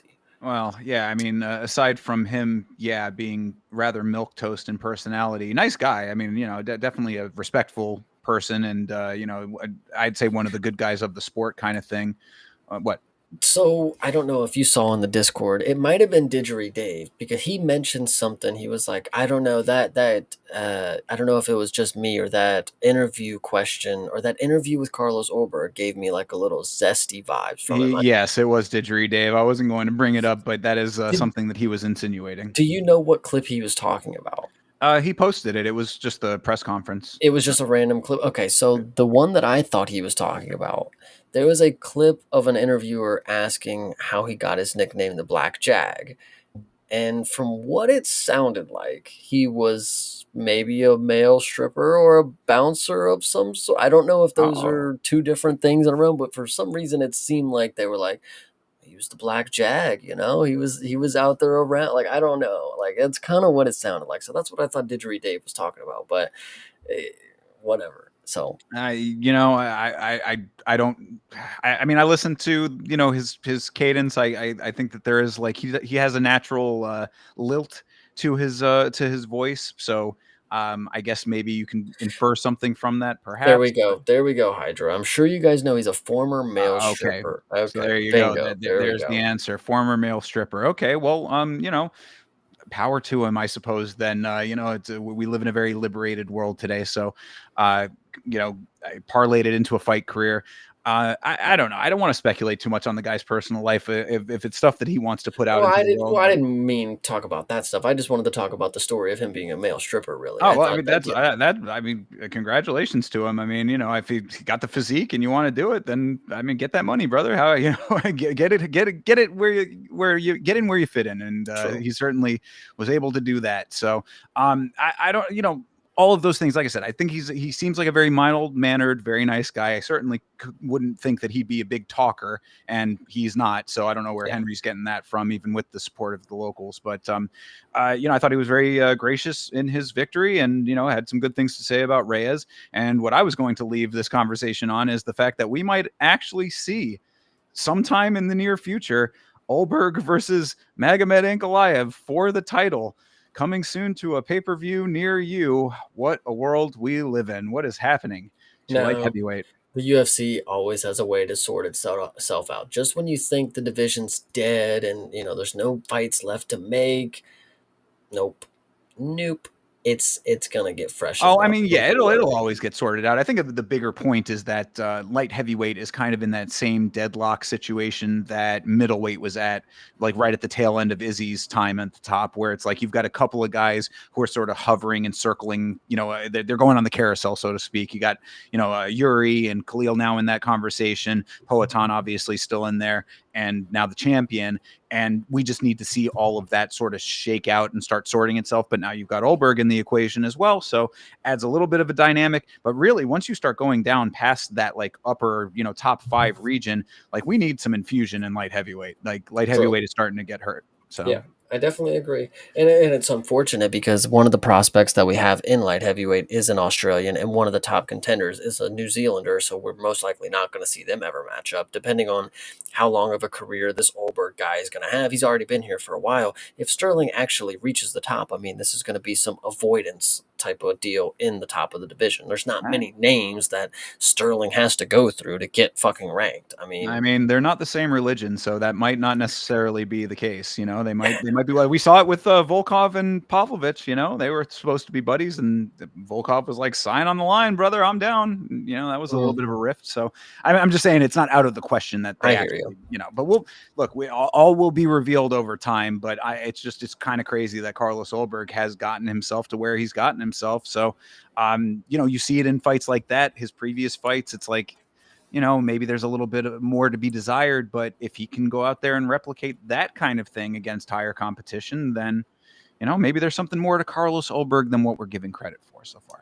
Yeah, I definitely, I I don't know. Yeah, want to. it's a maybe. It's still a Yeah, maybe at this point. But it sucks that he's still got to prove himself to us. yeah, it's Um, at number what 2 now. I mean, he was number 3 coming into this fight. So yeah, but it is what it is. Ulberg, I think, I don't know, man. I mean, you'll have to definitely prove me wrong. That's all that I'll say. I yeah, think there's more people out there that are going to be able to, be a better man on that night. And I think Yuri and Alex are two of those guys. The current champ, Ankalaev, is probably one of them too. yeah, absolutely. So, I mean, like I said, hopefully over time, light heavyweight will start being infused with new talent and things will start heating up a little bit. Over time, it always happens, but we're just in that sort of middle period right now, which is still sorting itself out. Hell yeah. And that will do it for UFC Fight Night, Ulberg versus Reyes. After talking it through, Chase, final thoughts. This was one of the worst. This was so bad. Yeah, So bad. I always am the guy, and as I said, I was a little cranky watching it, so I do admit that was the case. But I'm usually the one that tries to be a little bit more positive on these cards because I do love watching fights so much. But this one was just not great. Yeah, this was one of the more mid cards that we've seen in quite some time, and we've had a couple of them that have been kind of spotty, and ones where I'm like, oh, the standout performances, but not a great card overall. But this one was just like. It's like you said, no fight of the night bonus, absolutely warranted. Well, when you go back to the last UFC card that we had too, I mean, it wasn't necessarily the biggest representation of awesome entertainment. It was just the main event that really saved it. We had a really good banger main event for two guys that really wanted to win. This one right here, bad card capped off with a fight where a dude just starches him in round one, and it's like it's somebody that we knew was susceptible to getting starched. So I don't know, it just hurts. Yeah. Sometimes it sucks when things go according to plan in that Wow, regard. Hydra did not hate this one. I don't know how big of a hater Hydra is, but if you know me, you know I am one of the biggest, and I'm so good at it. This one sucked. Yeah, right, exactly, and that's why it's like for me to feel the same way. It's like usually got to be pretty bad for me to have that kind of an opinion. So, Mhm. maybe Hydra just the actual hardcore out of the three of us. Yeah. Yeah. All right, well, that will do it for that. Let's move on to the upcoming event that everybody is very excited for here. Of course, UFC 320 is Ankalaev versus Pereira 2, the big rematch going on here. Immediate rematch. I'm not a huge fan of those, but what else was going to happen in a situation like this when you have Alex Pereira? One of the really, I'd say, The credentially, greatest. yeah, I really would, and I know a lot of people feel like it's it's hyperbolic to say that, but I really don't think that it is. If you look at his resume, if you look at the credentials that he has, I would say that as far as light heavyweight and middleweight to an extent, he is up there. So I mean, the one, the only. I mean, he got that as one of the few people that Bruce has announced as the one, the only, and there's a reason for it. So obviously, he was going to get the immediate rematch if he wanted it, which he does. Magomed Ankalaev doing, the work that he has been doing over and over again. Do you think anything is going to be different this time around, Chase? I specifically think this is going to be different because, and this actually leads into what I was going to say first. Is like we got to remember, and there's a reason Alex gets the one and the only is because in today's market of superstars, Alex is the closest that we have to a global superstar in the UFC. He is the biggest name. He is the most known guy. His face is recognizable. Shama is recognizable by him. Yes. And why I think that is crucial to note is because going into the fight with Ankalaev, he didn't take it serious. Why would he? Why would he take it serious at all? He's on top of the world. He just walks into this league, knocks people out left and right, gets a belt, gets knocked out, comes back, gets another belt. Why would he ever take it serious at this point? All he does is party. All he does is drive around and do different types of events at different locations. No reason would he be on the top of his game. Not to mention, if you want to, he was quote unquote sick during the fight. I don't know if I believe that one too much. I think he was just taking the night off. I was like, bro, I'm gonna fucking win, and if not, who cares? Like I've already completed everything in my life, and I think after you get into the fight and he ends up losing, it's like, well, maybe this means more than I thought it did. Kind of, you don't know what the circumstances are. I think Alex, with all that context going forward, I think the fight will be different. I think game planning will be different. There's not going to be much takedowns. Ankalaev, everybody talks about, if he can get Alex down. Well, he didn't, and it stayed in the striking. Alex just did not have the striking game plan to win. And I think this time he's going to go ahead and do it. And, 25 minutes for Alex to land a single shot at Hydra. You understand the assignment, dude. All he has to do is be confident and be ready to step forward and blast this dude with a left hook. Or work in those kicks that you're so fucking good at and switch kick this dude just like you did Yuri. I mean, I know Ankalaev is walking forward and it's a lot different than Yuri walking forward, but Alex, you are really fucking good at baiting people with a body. Look, when he leads with the left body strike and he dips in, and then as soon as you think he's dipping in for a body strike and he just brings it up top for the fucking headshot. Like, I mean, it's no different puzzle than any other fight because it's just striking. Alex, you are a two-time Glory kickboxing champion, two-time UFC middleweight and light heavyweight champion. Like, you are the man. You just gotta have some confidence, dude. Like, damn. For all of the reasons that you just listed out are why I think it is going to be exactly the same. And I'll explain. So you say about Ankalaev not taking him down. You are absolutely correct. That did not happen. But the threat was what was going on in Pereira's mind. It's He gone was now, though. okay. I mean, that I guess is going to be the $1 million question if that's the case. But what I saw in that is him very cautious about getting taken down. And that is not something that is going to change. I mean, as far as the caution, now you could say, oh, yeah, he can set up the shots better. Yeah, I'll give you that. I mean, he certainly could let his hands go a lot more than he did in that fight for sure. I mean, but then he is going to be open for the takedown. So you're playing the same game that you were playing the first go around. If he fights more aggressively, Ankalaev has an answer for that. If he fights with a similar cautiousness, Ankalaev gets the same outcome that he had the first time. And also, you talk about him not taking it seriously. I have seen a whole lot of Pereira and Nina drama hanging out leading up to this fight yet again. So what am I to believe is all I'm saying. Because it's like, oh, if he wasn't taking that one seriously, but he is now, except I'm seeing the same shit that I was seeing before the last fight. I'm definitely not seeing any new footage of him rolling. I'm not seeing any new footage of him with this supposed black belt that he was awarded. So like, I don't. If you are asking me what my thoughts are leading into this, then that is the thought process, is what is going to be different. I mean, you're saying that something's going to be different. We've seen in the past, he has been able to turn a game plan around in a rematch. So there is that. But I'm going off of the context clues that I've been picking up from all of this lead up. I see no differences. I just remember watching the fight and distinctly thinking like this is not the Alex that I have watched for 5, 6 fights in a row in the last year. Something was not right. He has taken a lot of time off, in between the last fight and getting the rematch. And I would much rather put my chips in somebody who's bona fide Hall of Famer and still in a decent point in their career to get things done. He is 38, but like his physicality and the way that he maneuvers through the sport, he's fine for now. I would put my chips in that basket much more than Ankalaev, and that's just because Alex has proven it to me. It's the same thing with Diego and Jean Silva. I mean, Ankalaev has proven a lot to a lot of people, and yeah, he did beat Alex, but like I'm just gonna bank that something was up and something won't be this time. Fair, and I would like to believe that as well. I think that the legacy that he has created for himself in the small amount of time that he's been in this sport is nothing short of legendary, and this would be a nice way to cap it off. I mean, another reason I am a little bit skeptical of it, him talking about being at the end of the road. I mean, he's very vocal about being close to the end of his career one way or another. Saying things like, "Oh, I should have started earlier," that type of stuff at this point. I want to believe that if he goes out there and caps this off, that this could be a great way to solidify everything. One big comeback, great knockout, gets him right back into the status that he earned for himself over his time in this sport and has been well deserved up until this point.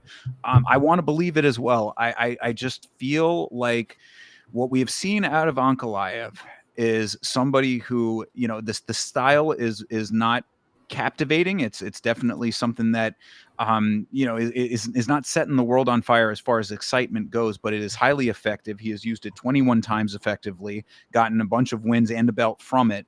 And it's like I'm going to need to see the Poatan of old in order to believe it. If he comes out here early in the fight and starts looking a lot different, because I agree with you too. I definitely thought that something was off. I thought it was a failure to launch type of situation in that fight, that there was the strategy was off. The mentals weren't there. I mean, he looked like he was kind of in another world at times in that fight. So maybe he comes in locked in, maybe he comes in focused. I want to believe too. And, maybe there's a parlay with his name on it, just off of that hope, because a plus 200 on Alex Pereira is certainly very attractive, but it's hard to buy it after what we saw in that first fight.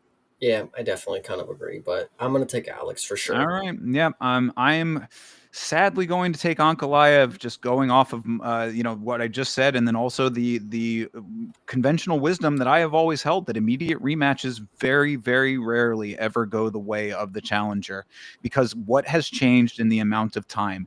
And as I said, at least off of what we're seeing publicly, I'm sure that behind the scenes there's a lot going on that we don't know about, but I'm seeing the same type of things publicly that I saw last time. So it's hard for me to think that there is a dramatic change or difference that's going to be having taken place coming into this one.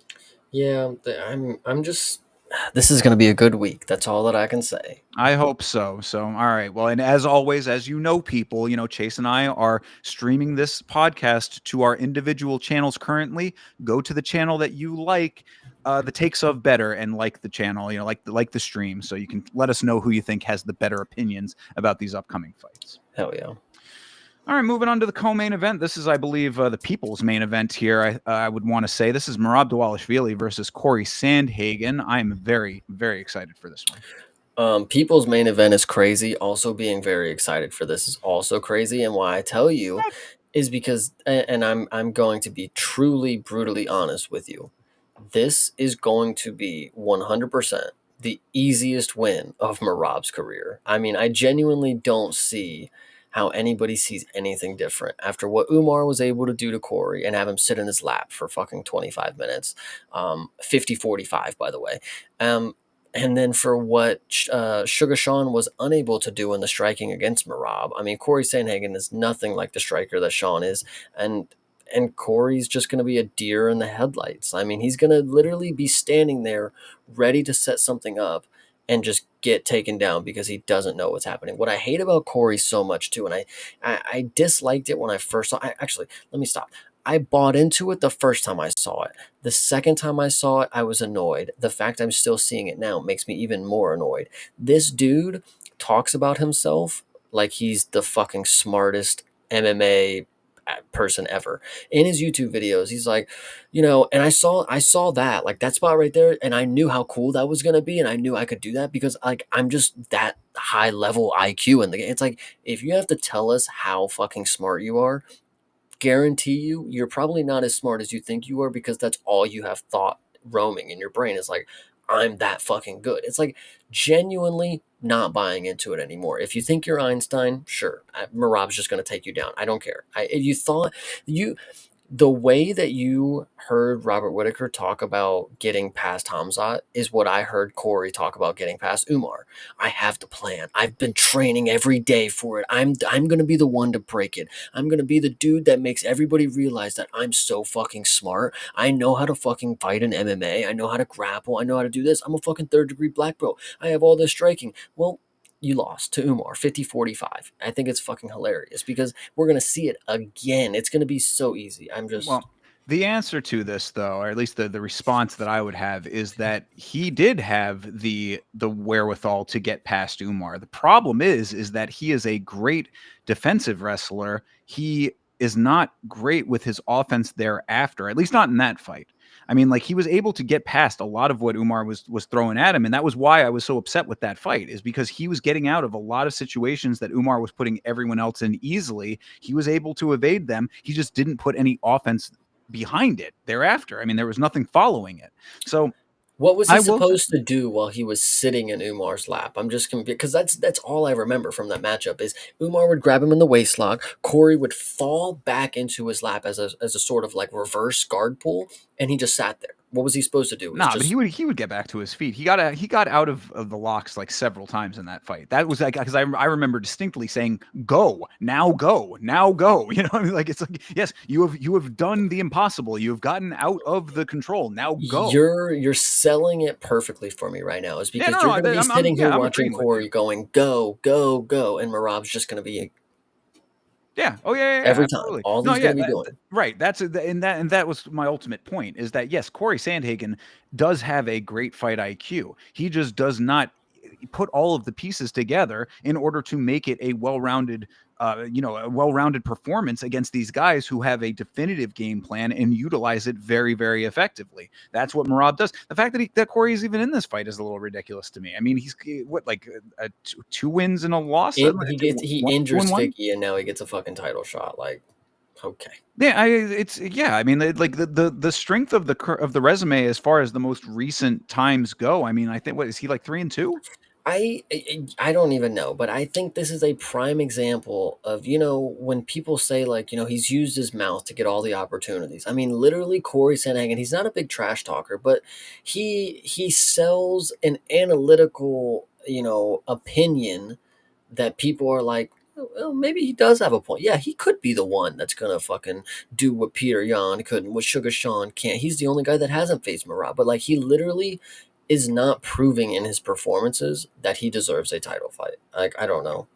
Yeah, Hmm. no, I agree. I mean, I think that Marab is proving time over time that he is the GOAT of this division, and this is just going to be another scalp on the pike. I don't see anything that Corey is bringing to the table that he hasn't seen before already. Yeah, Corey is very tall, he's very lanky, but he doesn't use his range very well. I mean, like, someone had asked me in one of the watch alongs, what's the method of victory for Corey Sandhagen if he is going to win this fight, and all I said was possibly the flying knee that he landed on Frankie Edgar is the only thing I can think of. Some outlandish strike that's going to be coming so far out of left field that it catches Merab off guard. But Merab is so aware; he has some of the best awareness, in there. I would say, aside from maybe when O'Malley caught him, at that one point that you referenced earlier, but. Generally, I mean, in a more general sense, Merab has a one-track mind. He is going to get his hands on you. He is going to get you to the ground. He's going to hold you down, and he's going to make you look foolish with a smile on his face. That's pretty much what we've seen out of him, and what he's continuing to be able to do against every single opponent that they put in front of him. After he beat Umar, I said I don't think that there's anybody else that he really has to worry about. I know that you think maybe that there's somebody coming up behind that might have a little bit of a better shot than Corey might, but as of right now, I'm not seeing it, and I don't see Corey Sandhagen winning this one either. No, I'm not sold. I won't be ever again. I don't care how cool you think it is to tweet, I'm going to come and walk out to enter the Sandman, guys. I'm going to do it. Like, I genuinely don't give a shit, Corey. Like, don't give a fuck. So, I mean, if you're trying to sell me that you're going to win a fight walking out to a Metallica song, I've got news for you, brother. There have been better fighters to do that. So, I think that Merab takes this fairly easily. I think that the minus 400 to his name is warranted. And like I said, I don't think that there's anybody that can beat Merab at bantamweight right now. I don't see it. I think Merab is the best, and I think he's going to continue to be the best. I think he's going to be in very similar situation to Alexandre Pantoja over there at flyweight, just clearing out a division. I think Merab falls on the spectrum of the type of star that gets bored with being that good.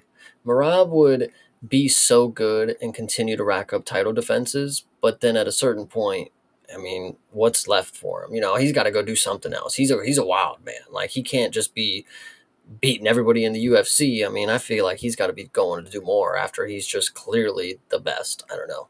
So Yeah, no, perhaps. I mean, time will tell. He's only got a couple more high-level guys in the division, really. I mean, if you think about it, he's beaten a lot of them. I mean, I think short of the Piotr Jan rematch, there's not a whole hell of a lot left for him to prove at bantamweight. there's Malcolm Wellmaker, dude. He's I mean, if they want to pull one of those kinds of moves and jump him up, I mean, it worked with Khalil. I really, in a legitimate point to that, honestly, because the bantamweight might be a division where jumping somebody up from way lower in the rankings is in the cards after a win like this, if Merab can pull it off. So there might be potential for something like that. Maybe that'll be more exciting and attractive to the champ. But he's got to get through Corey Sandhagen first, and we'll see about the rest thereafter. But I think that Merab, for right now, he is the man for his time and place. 100%. Hydro makes a good point. Yeah, justified weight move up. Yeah, it's definitely going to be him for sure. Yeah, I mean, if he wants to, I also wanted to ask the question: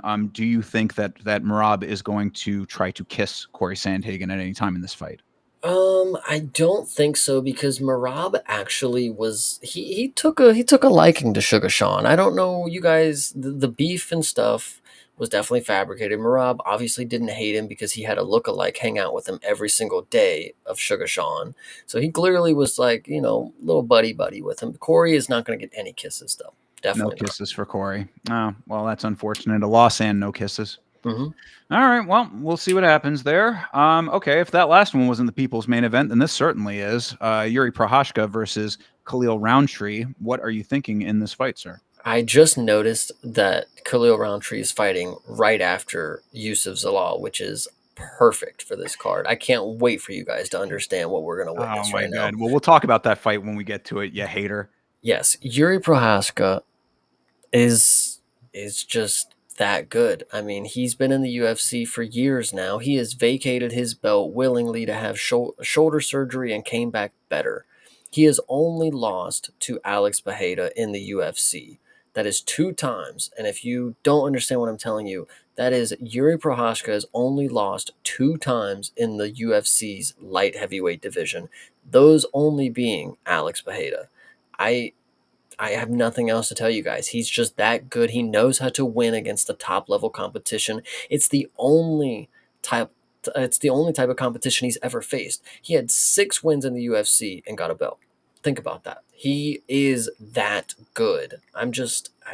Khalil is, if he wants to be a pansy and stay on the outside, I'm still very confident Yuri's going to take the fight to him and make it interesting. Yeah, I mean, really, you're hitting all of my points as well because that's exactly what I was going to say. I mean, if Khalil, I know that Khalil's last fight, people had a lot of things to say. I thought that he navigated that fight completely He fine. He played had chess, yeah. blah blah blah. We had a whole long knockdown drag out about that one. We won't have to go back there, but no, I do think that Yuri is the type of fighter who is not going to allow that type of fight to happen. He's too skilled. He's too game.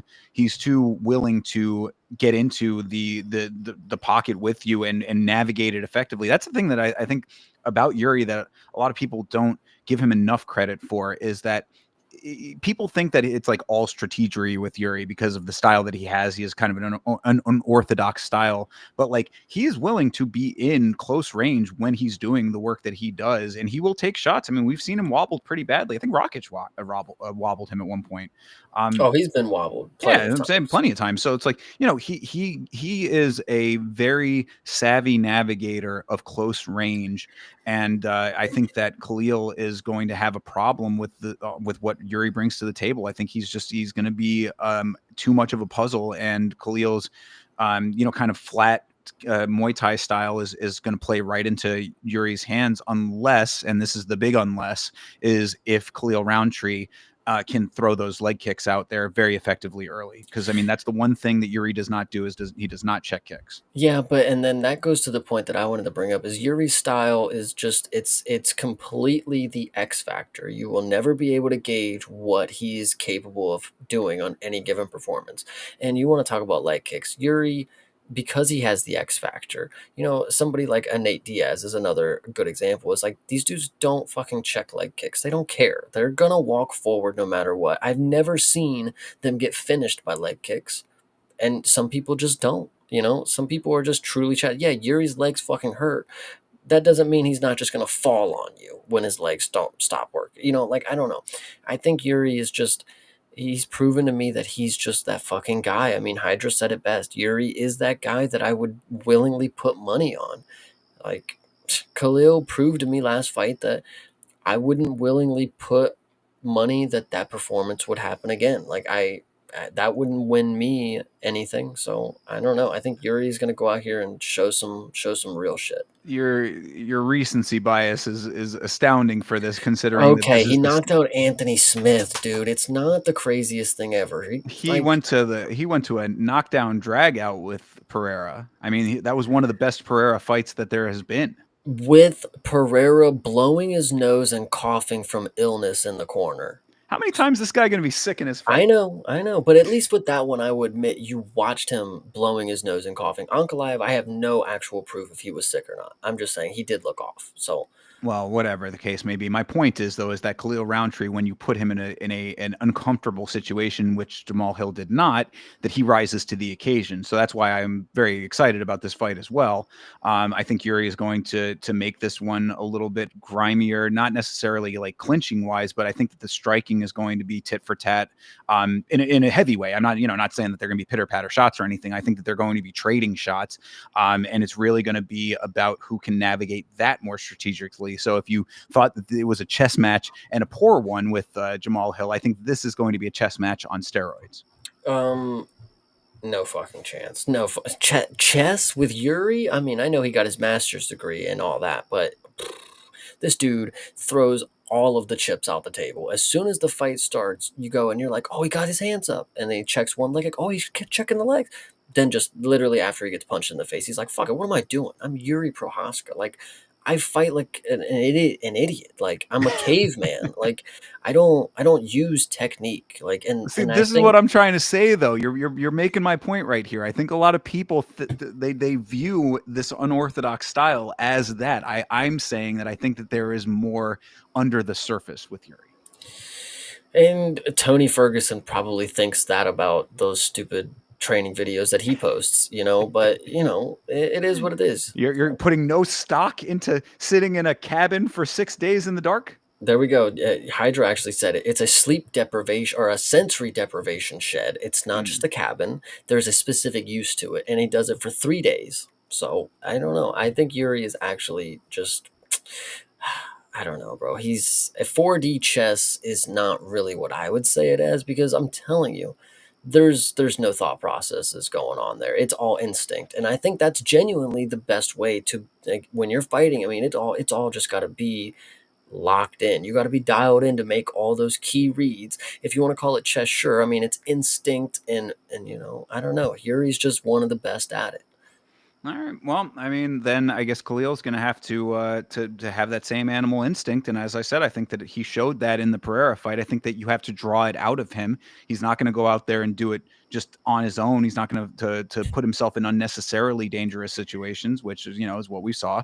So Yuri's going to have to be the one to initiate the aggression, and he'll have to follow suit. So I let I, Khalil I'm rise to the occasion. You're off of one fight. Your entire no, worldview is shaped no. off of one fight, one Mm, performance. it's not just me either. It's you two. It's because you're sitting here and you're like, Yuri's gonna have to bring this fight to him because Khalil's not gonna do it, man. He's just gonna sit there. He's just gonna be measured. He's gonna be weathered. That's me and you basing it off of the last performance of what we saw, and that's fucking horrible. If you're telling me that Yuri has to put him over, I'm basing it off of the Pereira fight, the man that you think is going to regain the title, if you recall. He that was the most competitive that Pereira has been in his run. You know what I'm saying? That there was I mean, he nobody got else to finished talk. by Izzy, but I mean, I get what you're saying. No, yeah. I mean, on and at light heavyweight. I mean, like he's everything else at light heavyweight has been him setting up. Arguably lost to Jan Blachowicz, but I mean, we'll Yeah, well, continue okay, this. yeah, Continue. fair. Well, so it's okay, but I mean that different style of fight though. It wasn't Khalil Roundtree wasn't on his back. Didn't finish Bruno Silva either, but I will digress with this. I just don't believe putting all the stock into somebody who you will arguably say is somebody that's not going to bring the fight to his opponent. Why would I ever care about that fighter if he's not going to go in there and bring the fucking fight? Like, eh, He rises to the occasion. he needs Yuri to put him over. Is all that I'm hearing. He's only going to be as good as his opponent. So when he starts fighting cans again, when he falls downhill, don't say that he's. I don't know, bro. I just don't see it anymore. When he Ah, was finishing Anthony Smith and he's standing over him ready to drop a hammer fist, it's like, nice. Show that fucking dude, Anthony Smith. Of course you're gonna fucking finish him. I mean, of course he has confidence that he'd finish that guy. Now when Yuri's standing across him, when Jamal Hill is standing across him, and he has all the thought in the world to take 25 minutes to dance around him. I, I just genuinely, I'm just not gonna. That's not gonna be somebody that I would put stock into. all right. Well, we'll And see. speaking of Yes. this next one, All right. Well, we'll see what happens. So I am also going with Yuri Prosh. Go okay, ahead. good. All right. Yes. Now, both of your haterisms in these fights, if on full display here. This is a back to back with this. So this is Josh Emmett versus Yusuf Zalal, and unkind things to say about my boy Yusuf Zalal as well. So you think that Josh Emmett is going to be able to find the shot on him? Is that what's going to happen, or you think that Yusuf Zalal is going to expertly navigate on the outside and stay out of the way of the power shots of Josh Emmett?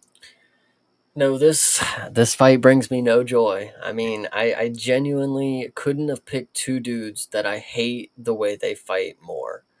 Yusuf Zalal, yeah, he's going to stand on the outside and do his little thing because he's going to be obviously afraid of the dude who has the most knockdowns in featherweight history, Josh Emmett, whatever the case may be. Josh Emmett has a game plan where he's going to walk straight in a line, throw a right overhand, and miss 400 times.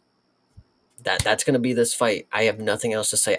I literally, and I'm telling you this, I will put money on if there was a non-fight of the night award, like the worst fight of the night.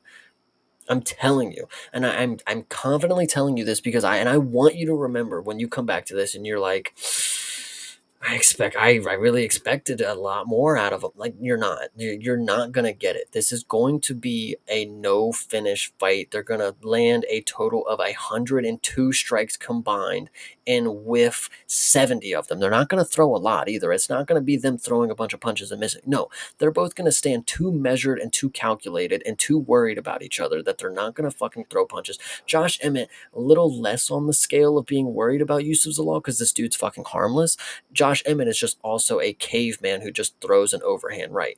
What's funny about that is against Lerone Murphy, I perfectly predicted it as well. It's like this dude only spams overhands. He does nothing else. He has one move that has knocked down so many idiots in the division before that that's what he thinks is going to win him the fight at age 40. He hasn't adopted a new game plan that's going to actually suffice 3 rounds. He doesn't actually work on the fucking skills that are going to make him win fights. I guarantee you're going to watch him walk and walk and walk in a straight line towards Yusuf Zalal while he's doing this. And we're never going to see any fucking connection on the punches. It's going to be horrible. Oh my goodness. Well, that's a whole long rant to say that Yusuf Zalal is going to be aware of that and get his back and submit him. That is what I am going to say is happening here. I think that you are, again, your recency bias is ridiculous. I think that Yusuf Zalal has shown an amazing acumen in the fights previous to the one that you're basing all of this on in Calvin Kattar.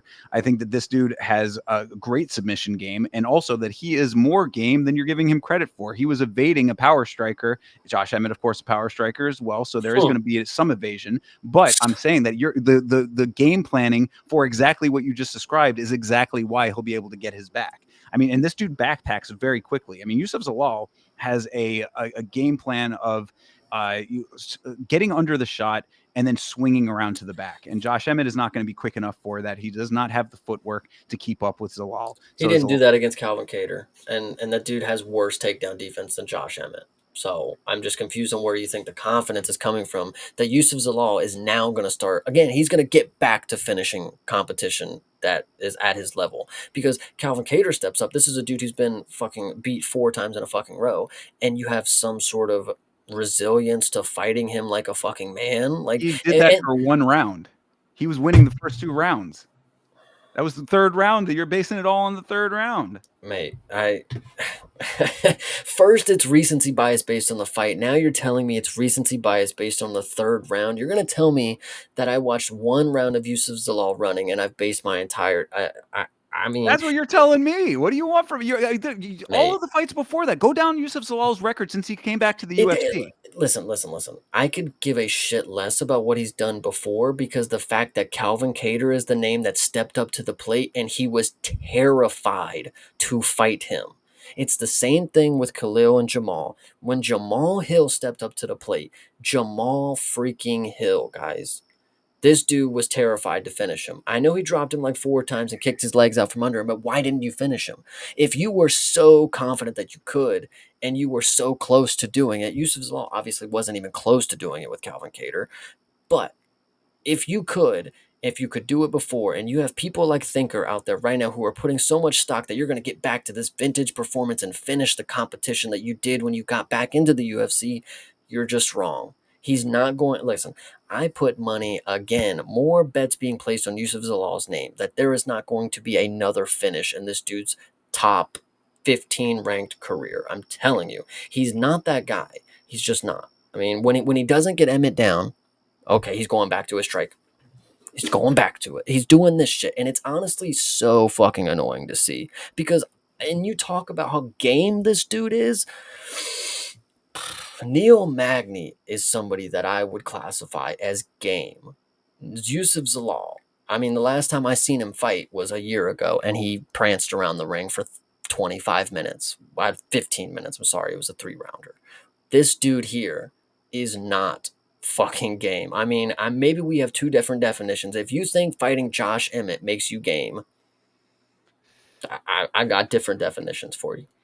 Well, I mean, I think that he navigates a fight effectively. I think he does what he needs to do to win. Obviously, he was winning that fight against Calvin Kattar, or he wouldn't have gotten away with what he was doing. Again, and as I've always said, it is the impetus on the other person to go and get you. If you think that your opponent is running, and I mean, like, and also, so let's say it like that. If running is such a sound strategy that'll just win you the fight automatically, how did Sean Strickland beat Paulo Costa? He was running the entire fight. I've never seen more outside strafing than that fight. You know, Sean Paulo Strickland, Costa won one of the scorecards, right? It was a split decision. whatever he wins. That was a bullshit decision. I mean, come on, Oh, well, I mean, that's but he ridiculous. navigated it perfectly. According to that judge, he did everything perfect. He navigated Strickland so well. He stayed on the outside. He didn't let Strickland jab, jab, teep, jab, jab, teep. He did everything. The only round he didn't win was the 5th round because Strickland kicked him in the face in the last second. How did Paulo Costa come up with this amazing game plan that 2 other judges did not agree with? I couldn't tell you why he lost that fight, honestly. The one judge saw him playing 4D chess, and the other 2 actually had brains. I'm just that's what I'm seeing it as Well, because so the point is then that he took the fight to him enough to get the win. So that's what I'm saying. There has to be something for these judges to score.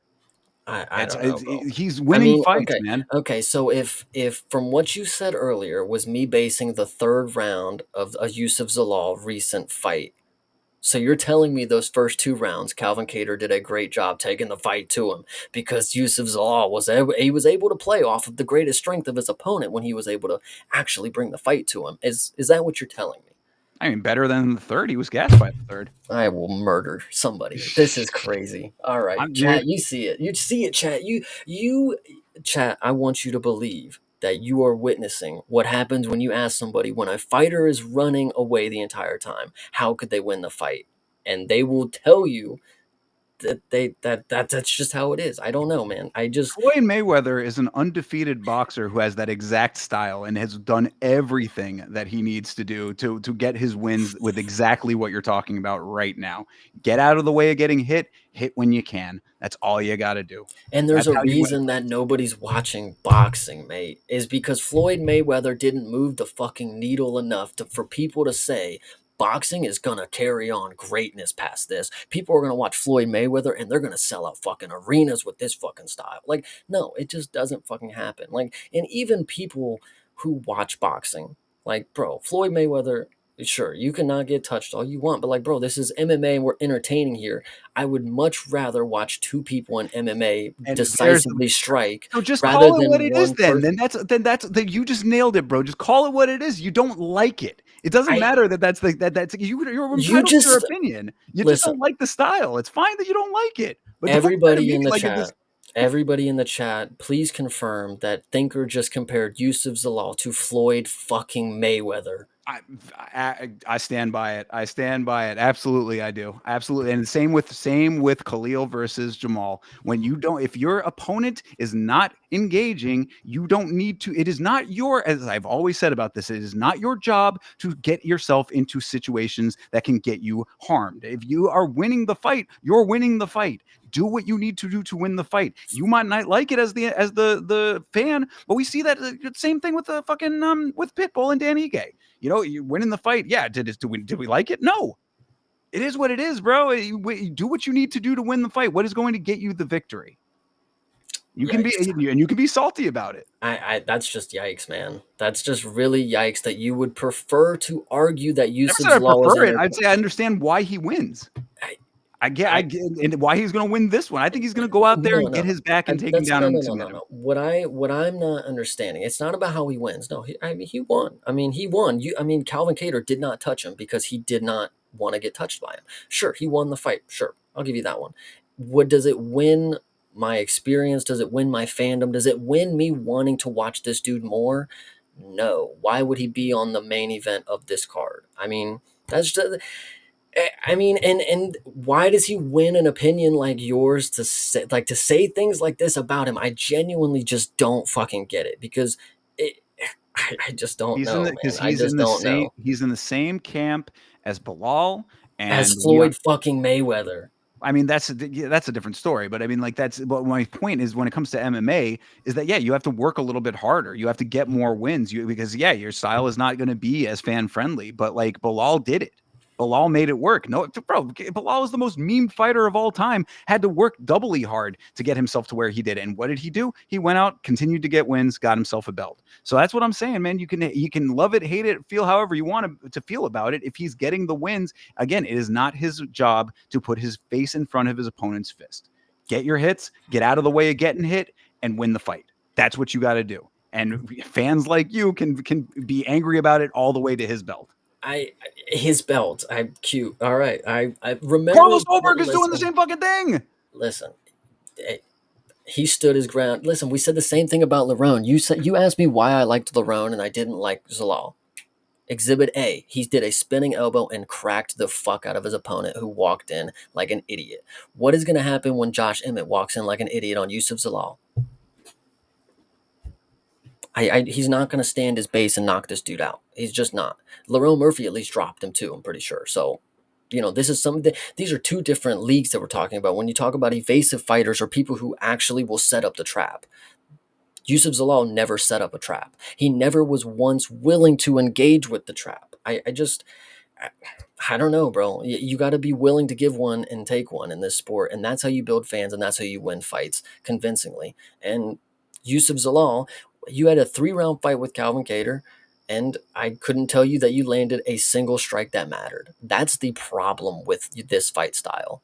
That's the problem. So. Well, then this will be the prime opportunity for Zalal to come in here and put all of this conversation to rest. So I want to see Zalal go out there, get this lovely submission. I'm going to see him backpacking Josh Emmett. He's going to standing rear naked choke him, and Dude. this is going to be put to rest. And then I'm going to hear a whole bunch of backtracking from you, and there's still going to be some haterism in there because you just don't like the guy, and that's fine too, brother. It's okay. One, I will never fucking backtrack anything that I say about this dude. Two, when you find the fucking genie bottle that gives you the wish of Yusuf Zalal making an impressive performance, I want the other two wishes to be cancer-free and world fucking hunger to be done. Because this dude is genuinely never again. I'm telling you, I cannot wait to stand on this because if he finishes Josh Emmett, I will never jump on the side of Yusuf Zalal. I will continue to hate him forever, but I will accept that he did what I said he was never going to do. But I'm going to tell you he is never going to right now,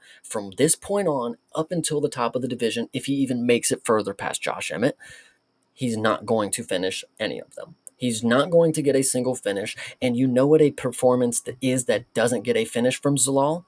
Go back to Calvin Kattar. It's exactly what that is. You are blinded by the fact that he's finished fucking bums in his career. Like bums where he had UFC experience already, went out, got more experience, came back, and then finished people who were on their first stint in the UFC who then retire from the sport at age 29. That doesn't make me think this dude's a fucking champ soon, especially when the first type of person that is a dog that'll actually fight him comes up and he evades the dog fight. It's just not going to get my opinion changed. This dude's just not a fucking game fighter like I would say people are. All right. Well, then everybody keep the conversation in mind when we Clip are it, chat. on the show. Yeah, exactly. Clip it, Chad. We'll be back, and I want to hear the outcome of all of this when Yusuf Zalal it forces you to change your mind. Your mind will be changed one way or another, but I'm going Yusuf Zalal in this fight by submission. Clip it. All right. Moving on to the rest of this thing here. Abus Magomedov versus Joey Pyfer. Why Joe Pyfer is back immediately. Not immediately, but, quick enough since his loss is, no, he won that fight against Kelvin. Kelvin Gastelum.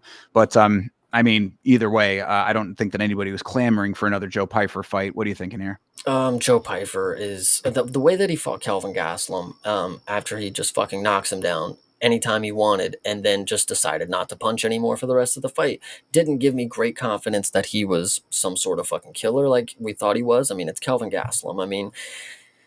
Mate, he hasn't been finished, but like, dude, you had the opportunity. You knocked him down and you could have just pounced, but whatever. Anyway, decent performance, was very boring. Anyway, Abus Magomedov, somebody who is clearly chinny as shit still. He gets chinned almost every fight that he's in. Bruno Fajeda is another good example.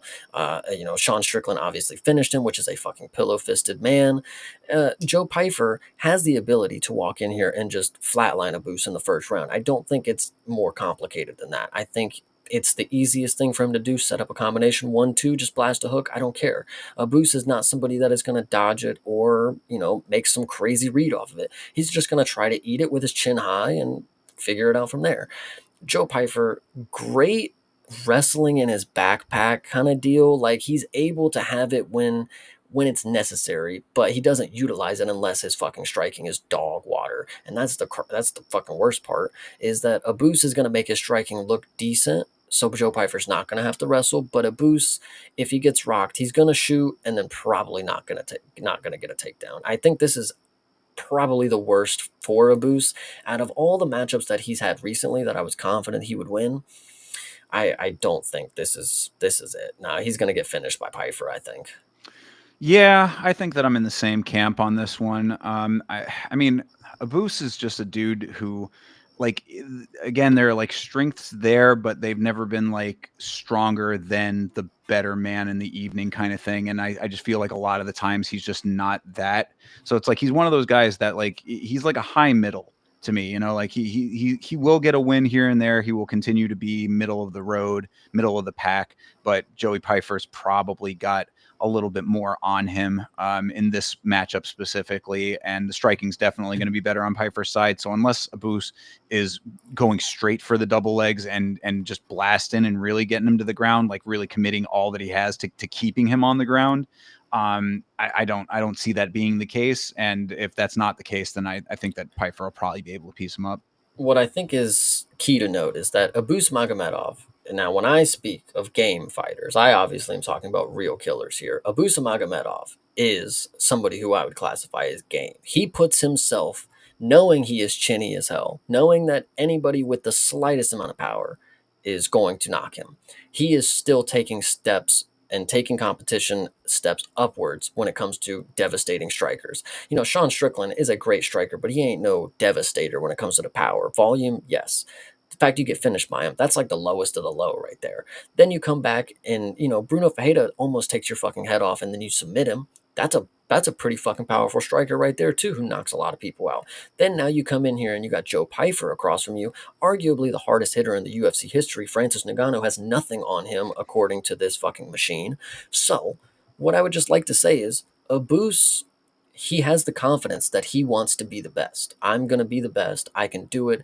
I know that I can beat the people that are threatening to me. And I think that is what's really key when it comes to a lot of fighters is, who are they saying yes to fight against? Is it going to be the first scary option that Dana White offers him? Like, you can have Joe Pyfer, and if he takes it, good to go. If we're waiting three names down the list, and you're in your question, you're like, why is Abus fighting such and such? Then he's not fucking about it. But the fact that Joe Pyfer is a big name, when it obviously had to come straight on the desk, and Abus had to sign, I think experience is going to be a very key thing for Abus. If he's able to just not get caught in the first round, Joe Pyfer, well, these dudes are both going to gas out. I mean, this is going to, if it goes past the first round, I mean, these dudes are going to be slugging it. And I think, 35 for Abus. This one's a hard one to tell, but I do like Abus, and I feel like I've rode for him for a lot of crucial moments, and I've won some money off of him. So maybe I should be confident in him again. But I think Joe Pyfer might just have that.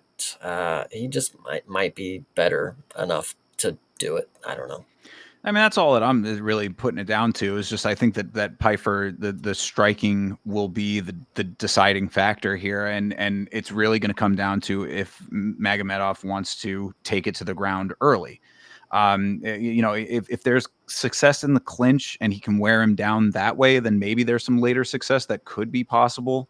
But I don't think that there's much submission threat in this fight specifically. I mean, Piper. Oh, whoa, whoa. I mean, comparatively to each other, I don't think they're going to get subs, but individually, I mean, Joe Pyfer's got a sub on the Contender Series. Abus just subbed Bruno Fajeda 2 fights ago, so, Yes, sub on the Contender Series doesn't really say too much to me, and sub over Bruno Fajeda, that speaks a little bit more. I mean, Magomedov does have submission potential in general. I just don't think in this fight specifically he's going to, unless he initiates that as his game plan specifically.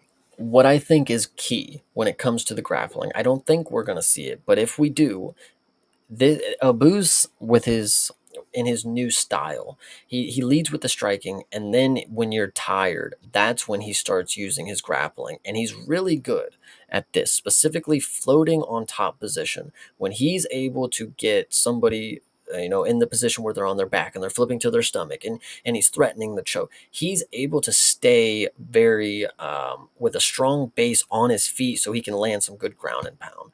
And I think if Joe Pyfer gets to the ground, a boost should be able to float over top of him in most of the grappling sequences when we get them. And I think it'll just gas Joe Pyfer out even more. I mean, he's just too big for the weight class. He always seems to slow down. He's a front runner type of dude. If he doesn't get the first round finish, I mean, guarantee he's not winning the next 2 rounds unless it's Kelvin Gastelum being terrible.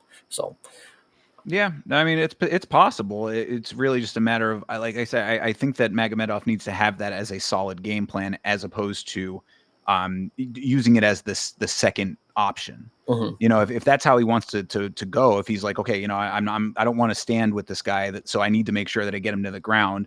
You know, pick him single leg on the cage. That's a fine option if he can initiate that early, tire him out a little bit, maybe get him sweaty. That would be a good idea as well. There are options for him on the ground. It's just he has to have that as a definitive modus operandi as opposed to a back pocket thing to me. I think Abus, and I've sold myself now. I think Abus is going to be one of these people that Vegas dangles free money in front of you for.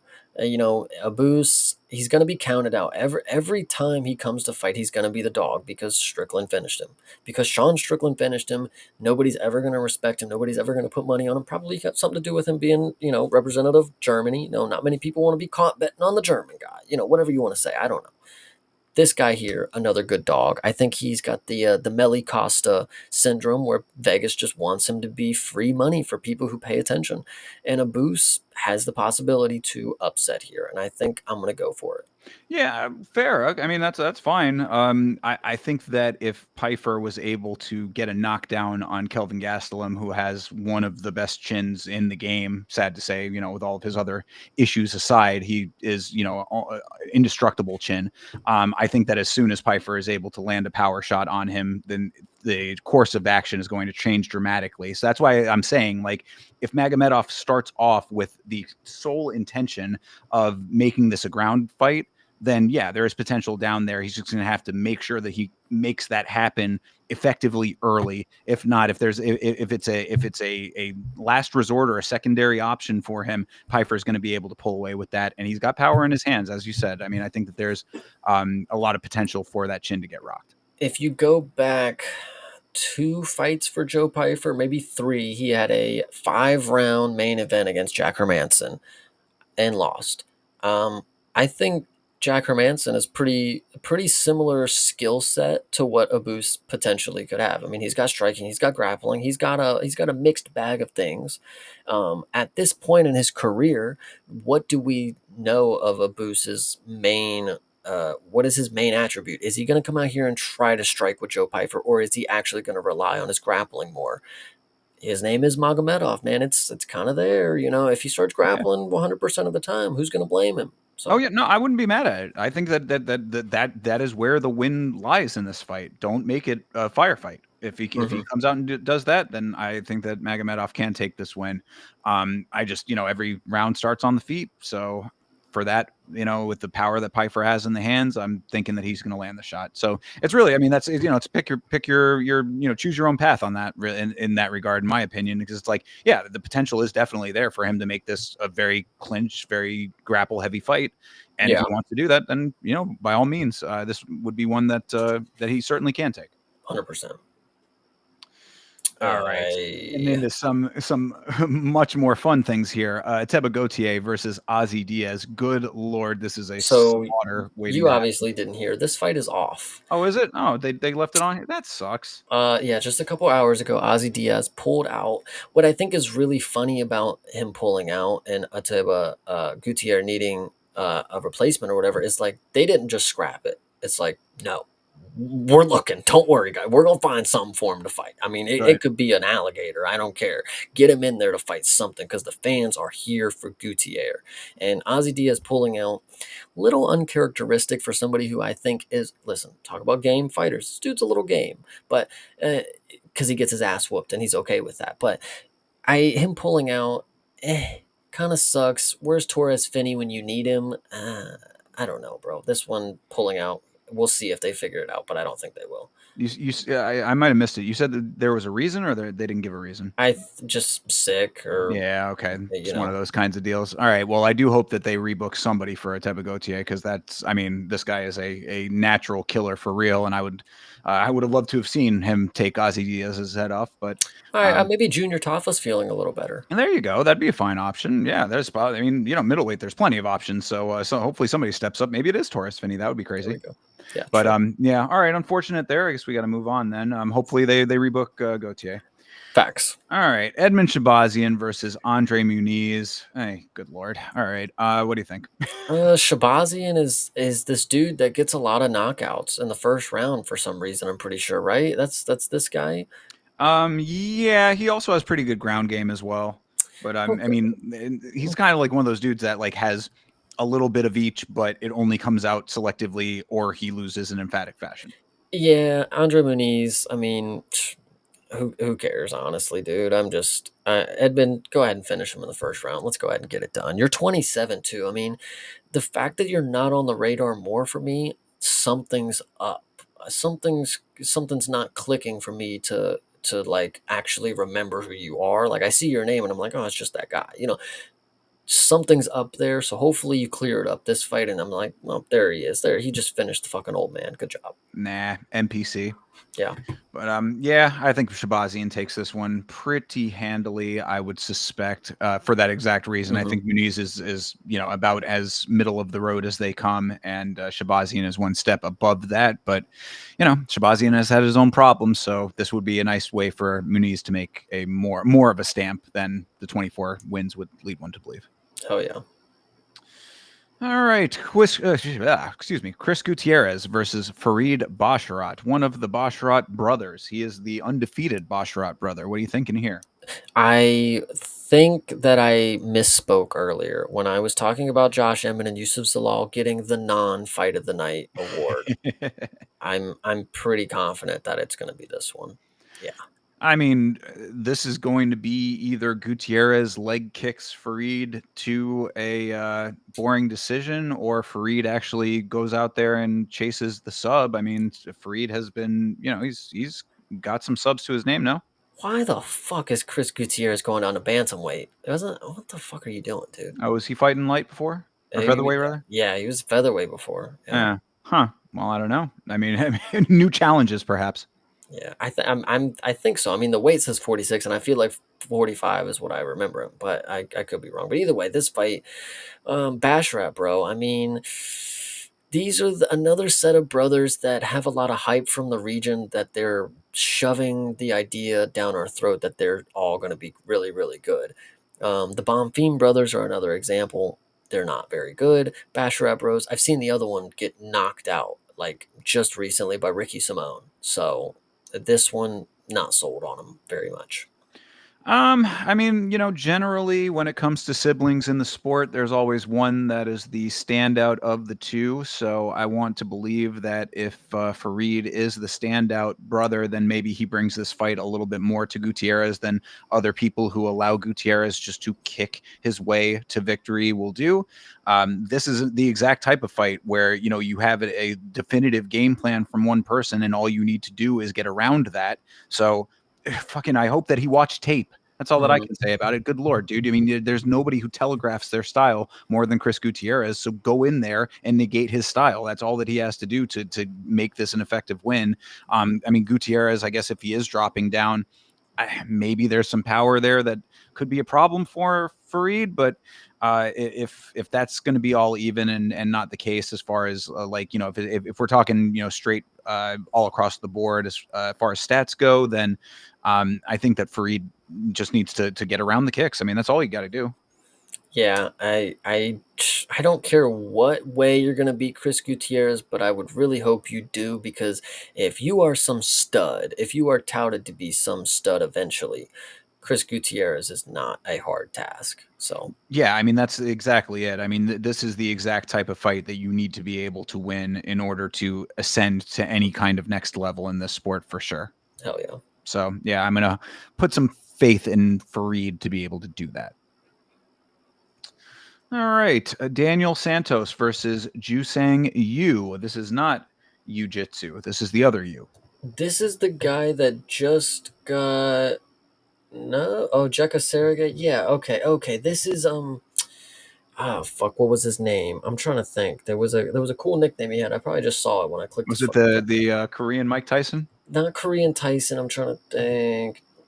They don't even have his fucking name on here, but he was something else. But he was a good one. This dude's actually pretty good. I mean, Daniel Santos is probably just going to get mopped. Underdog for Jusang Yu actually is cooking. I kind of like that because this is a guy we don't really know too much about him.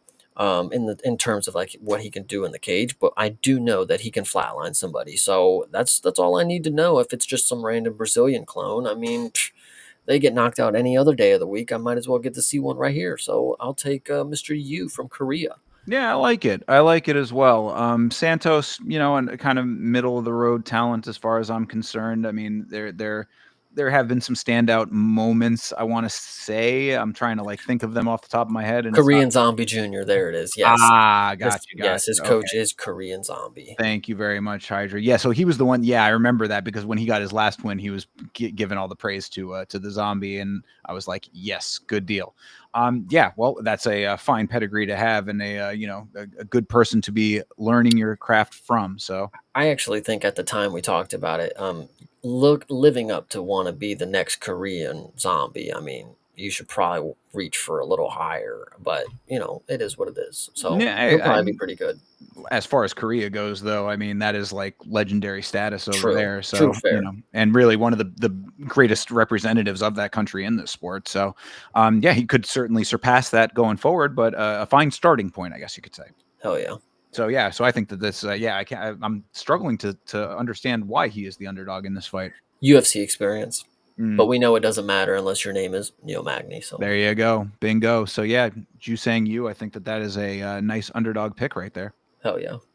All right, down into the early prelims, doing my girl Macy Chiasson dirty. Macy Chiasson versus Yana Santos. I mean, Yana's been around for a very long time. Comes from a fighting family, so to speak, with her husband being Thiago Santos. Both of them, I believe, have had not her, but Thiago has had his problems with the juice in the past. So there was some speculation that might have cross-contaminated into the spousal situation. Macy Chiasson is somebody who I was very high on for a time, and I think it is very unfortunate that she has backslid here. To be on the early prelims is a little bit of a dirty move, but she's going up against Yana Santos, who's a veteran, but also still a pretty goddamn good one. Yeah, so here's what I'm thinking for this fight. I don't know if you remember the conversation about what we had with Macy Chiasson's last fight. I said it definitely appeared to me something was off. She was injured. She got finished real early. It just didn't look like she was there. It didn't look like Macy Chiasson that I have seen before. And I think I was right. I think her being injured and still continuing on with the fight.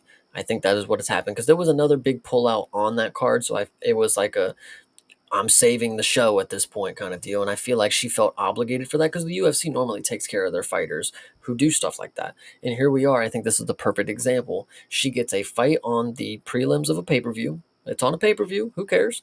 You get a fighter who's on a win streak, who's actually looking pretty good, that you'll get some pretty good stock beating, and it'll keep you in the rankings, keep your name relevant.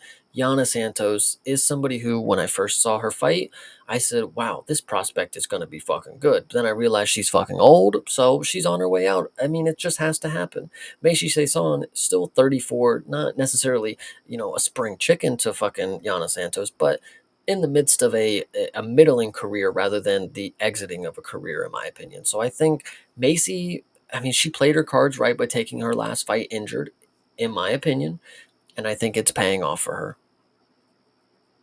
Oh, did we just lose connection? Everybody who's still here listening, Thinker is frozen right now. I think I'm reconnecting or something's happening. But if you didn't know, Yana Santos is decent. Macy Chase on probably gonna win the fucking fight, and that's just my opinion. Hydra, you're still commenting, so maybe I'm still live. Maybe this is Thinker having these issues. Either way, we can continue on. So, going down to the fight below that, I know I'm not going to be able to update it on the screen, guys. Don't be mad. Below that, we have Patchy Mix and Jakob. I've got Chase No Thinker. Okay, Hydra, thank you. Thank you for letting me know that it's not my internet because it would make me crash out right now. It would make me crash the fuck out. I think the chat just like refreshed. Something just happened. Oh, it just kicked him all the way out. Okay, well, no more Thinker, guys. Chase is stay good. All right, we're going to finish this bad boy out. Patchy, Mix, and Jakob Willax. Can I put the thing on the screen now? Share screen? I think I can do it. I think I can do it. I think I can do it. Oh, Hey, Thinker is back on his phone. no problem. Hell yeah, I can kind of hear you a little bit. I'm just, how do I get this? Oh, maybe I can't actually put it on the screen. If everybody's watching it right now, you can see Thinker's face on the screen, frozen in time. This is hilarious. This is the funniest thing I've ever seen. We got to continue with the fights. Okay, so we got, I'm going to say it for the fourth time again. Let's start the party, bro. Okay, anyway, Patchy Mix, Jakob Willax. We probably shouldn't be taking Patchy Mix because he's not very good. We realized that in his last fight after he wanted to be calling out Sugar Sean O'Malley and then had to have the worst striking performance that we've ever seen. Here we go. We got Thinker again. Hey, you're back? Is it you're still the connection's so bad. I can't hear you at all. Cranky face Thinker, literally. New Discord sticker, literally. He's still cutting in and out. God, the internet over there is bad. Patchy Mix, Willax. Does anybody know anything about our friend from Poland? I don't. I know Patchy Mix is not necessarily the guy that I want to be putting money on. This is the guy that I'd be putting money on right here. This guy right here. If I had to put money on anything right here, it'd be that guy. Anyway, Patchy Mix, very boring. Not going to offer anything. You guys know the fucking deal. We know we don't like this guy. We do not take Patchy Mix in a fight. He's boring. We are fading Bellator bums for life. Anyway, Patchy has got to have some talent, right? Oh, God damn it, Hydra, you're making good points. Like, surely there's something there. Surely he was the Bellator champ. He was the KSW champ. Surely he's good in some regard. It was a short notice bout against Pitbull or whoever the fuck it was. I don't know who the fuck it was, Danny Guy or some shit like that. Either way, we're done talking about him. Next, we got Punahele Soriano versus Nicolau Veretennikov. Now, Veretennikov sucks, but he beat Francisco Prado. So what does that tell you? He's not very good. Punahele is also not very good, but I believe that his UFC experience is going to weather the storm for him, and he's going to be able to take this fight to decision. And throughout that fight, Nicolau Veretennikov is going to slowly and surely look more and more shit as the time goes on. First round, he might look decent. He actually does a lot of retarded shit in the fights. He looks goofy when he does them, and it's not the best thing that you've ever seen. And we got Thinker trying to join back again, and then yeah, he's just gonna lose over the course of 3 rounds. I don't think we're gonna get a finish here. Punahele Soriano is not the guy that I'd be putting stock in to finish, but that is what it is, you know. So yeah, fuck that one. And actually, what's really funny here is if you go into this next fight, you have Ramiz Brahimaz versus Austin Vanderford. Austin Vanderford finished Veretennikov 2 fights ago, and now he's fighting underneath him. Are we serious? Veretennikov got finished on short notice by another short notice guy in Vanderford, and I believe Veretennikov missed weight that fight. I could be wrong. What I would like to say is, going into Brahima and Vanderford, Brahima, oh my god, a plus 230. Whoa. UFC experience is the cage control of the old rule set. Well, you know, yeah, I don't know, dude. This next fight here, this Vanderford and Brahimaj, I mean, Brahimaj as a dog. I mean, guys, I could see the dogs barking all fucking night. So we got Brahimaj, yes. Okay, maybe that's about it. Oh, Jusang Yu, yes. Abus, yes. Oh, Alex. Ooh, Alex, yeah. Oh, okay. Well, anyway. Brahimaj, is a very powerful striker, and he does have submission game. I thought this dude was gonna, knock people's heads off, but he's a submission guy, and he knows grappling, and he's good at it. And the way that he submitted Billy Goff on the ref's cam was pretty legit. So, there's just not much more that I really need to say, because I would like to believe that Brahimaj is going to get this one done easily. He's going to beat Vanderford up, but I've counted Vanderford out before. I don't know if I want to do it again. I don't know. Brahimaj, let's go. Dogs barking like we're on Feet Finder. You want to see mine? Sorry, that was a joke. But either way, that would be hilarious if when Thinker gets off stream, I put my feet on the fucking camera for you guys. He'd be like, what? Anyway, so first fight of the night, we're going to go throw it back to Miss Veronica Hardy and a woman named Brogan Walker. She's from Guam, so maybe this is a very common name for females over there, but 9-5 for Veronica Hardy. Oh my God. One guy sucks and the other guy doesn't suck, dude. We're talking about the women here. One girl sucks and the other one hopefully doesn't suck, dude. Veronica Hardy 9-5. This bitch is just, oh God, how do you guys have records like this? I mean, I can't tell you that I'm excited to see Veronica Hardy, other than the fact that she's gonna be attractive and in the cage, but she kisses her fucking husband before every fight, so it's obviously a big no, red flag. Anyway, will she win this fight? -700 is not something that I'm going to put down on a 9-5 fucking fighter. It's just not going to fucking happen. No fucking chance. But, I mean, I can't tell you guys anything else, I mean, I think that's as easy as I can say it. I mean, no way will I bet on someone who is 9-5. I don't know. As a -700, it just doesn't make sense. She's not somebody that I remember having awesome skills. So, what can you fucking say? I mean, I don't know, dude. Do not covet another man's wife. True. Dan is a lucky man. Sure as hell he is. But you know who's going to be lucky? All of us on Saturday night, when we get to go over Ankalaev and Pereira 2. We get to watch it live, UFC 320 in the T-Mobile Arena in Las Vegas. Everybody, you guys are awesome for chatting all fucking night. You guys are the best because you kept it fucking official and 100, and you kept us active and you kept us honest and on our toes. And yeah, it was definitely a good time to talk. Obviously, love talking with Thinker. When I'm talking about Yusuf Zalal and I'm talking about how boring he is, I do get a little heated. I get in the moment, but sometimes passion it seeps through. I want to have good fights, and I just don't believe this dude brings on good fights. And now that Thinker's not here, I can have the moment to myself to talk about how bad this dude is. But I'm just kidding. This was awesome to talk about. We had fights from last week. We had the Contender Series. We got Contender Series tomorrow. We got fights coming this Saturday. And if everybody who's here didn't know, you can watch me and Thinker.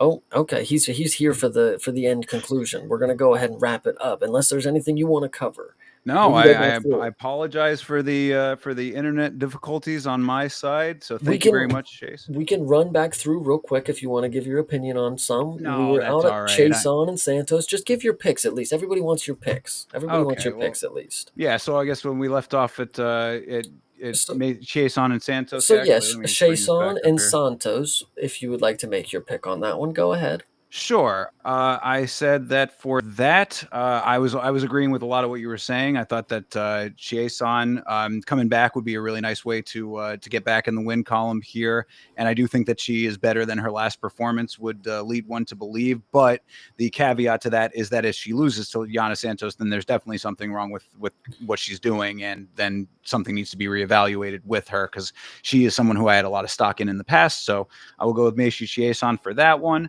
I heard you talking a little bit about Patchy Mix. Do you know who this Wicklax is? Is he a new guy? He definitely should be a new guy, but he is Polish, so you cannot count out that he can strike.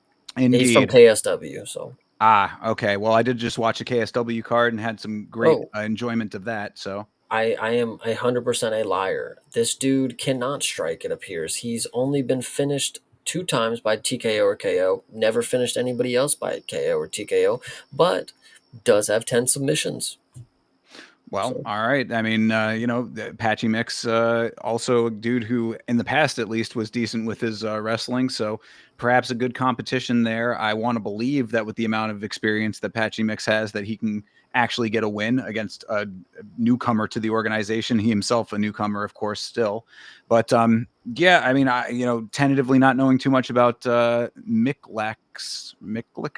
I don't know. Willax? Wicklax, Oh, yeah. Wicklax, you're right. But yeah, I would say that my guts got to go with Patchy just off of the name recognition of the two. Mm, So okay. you're going with I think I agree. No, I'm going the Polish guy. yeah, Fuck all right. Patchy. I mean, I don't know how good. You're saying that he had a lot of submission wins. He's got 10 submission wins, only submitted once. All right. I mean, then it could be a good wrestling exchange because I mean that was where Patchy did his best work in the past, but we shall see. But yeah, no, I mean I'll go with Patchy Mix on that one. Fair. Punahele Soriano versus Nikolai Veretennikov. Oh God, I hope that you brought up all of Veretenikov's past. Yeah, he sucks. Punahele is also not that great though. So if you have anything to add to this one, I am not very excited for this one. It's going to be a decision, I'm thinking. Yeah, probably, and not a great fight. On top of that, yeah, Punahele is one of the lesser Polynesians, unfortunately, and he's not a big guy like the Tafas or Tai. So he's kind of SOL when it comes to that. But Veretennikov really is bad. Got a win recently that was not great, but it was Over against Prado, who's yeah, terrible. So. exactly. So it's like terrible versus terrible there. I want to believe that Punahele can win this fight. He needs to win this fight against Veretennikov for Christ's sake. So I will tentatively side with him on that. Ms. Brahimi versus Austin Vanderford, the guy who beat Veretennikov in the first outing for Vanderford in the organization. Ramiz is a much more powerful striker than Vanderford, but Vanderford is a very good wrestler, so this is a style clash. Gut would be saying Brahimi personally. I said the same thing in this. You said the wrestling will be on Vanderford and Brahimaj, good striker, great grappling. What I remember somebody on Twitter saying, I forget what fight it was about specifically, but they said if you are the better wrestler and you are not the better striker or grappler, you are just going to decide where the fight ends for yourself. So I want to truly believe that Brahimaj will have the advantage everywhere it goes. If he gets sat on his butt, he might have something off his back that you don't know. So we'll see. Yeah, good point. Could very well be. I mean, and also I just think that the even though the records are similar, I think that Brahimi being UFC caliber for longer, I think is going to play into his hand. Vanderford is one of those guys that can get a win over Veretennikov. True. So that would be where my thought process is there. And then finally, Veronica Hardy versus Brogan Walker. Good Lord, Brogan Walker, the elder states lady in these two, and Veronica Hardy really bad. Minus 700 for a 9-5 woman. Think about that. That is wild work for sure. Yeah, I mean, Walker is one that we saw not too long ago. No way. Have we? Yeah, From Guam? Yeah, absolutely. That's how I remember for sure. And yeah, I believe that she lost her last one, if I'm not mistaken. Wow, she was on the Ultimate Fighter, actually, by the way. Yeah, absolutely. Yeah, not great there either, if I recall. So she's just been around for a long time. She's a long time fighter, but I mean, you'd think that she would have been around longer, considering that she's 8-4. But no, I mean, I guess I got to go with Vegas on this one, seeing something in Veronica Hardy that I don't see, but Walker maybe being the upside on this one does not surprise me if it happens, because Veronica Hardy is really not great. Yeah, this would be a good. I would just take the over on this and just call it a day. Don't even care who wins. Yeah, that's probably wise. I would agree with that.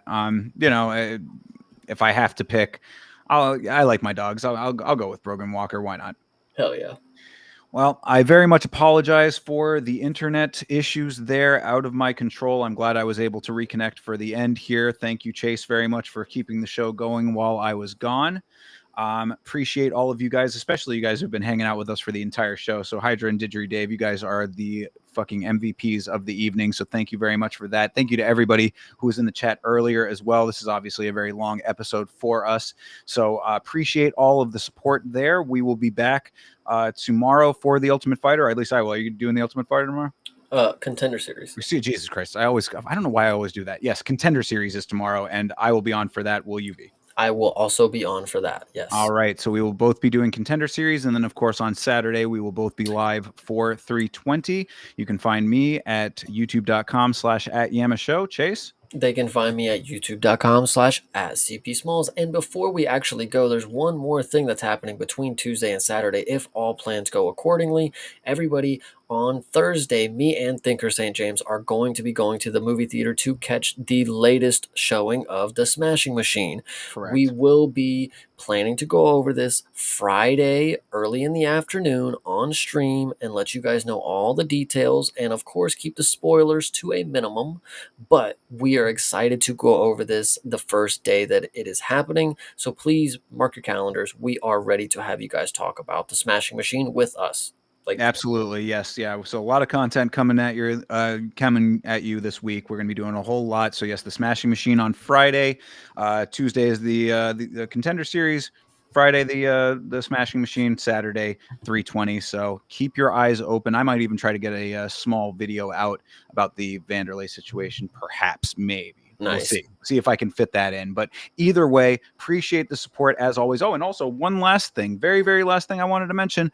To all of you who supported me with donations for the new headphones have arrived, and I will be doing an unboxing on the stream tomorrow night as well. So nice. Come on around to the Contender Series stream, and you will get to see me unbox and try out my new headphones that were because of the generosity of you, the chat. So I appreciate you very much for that.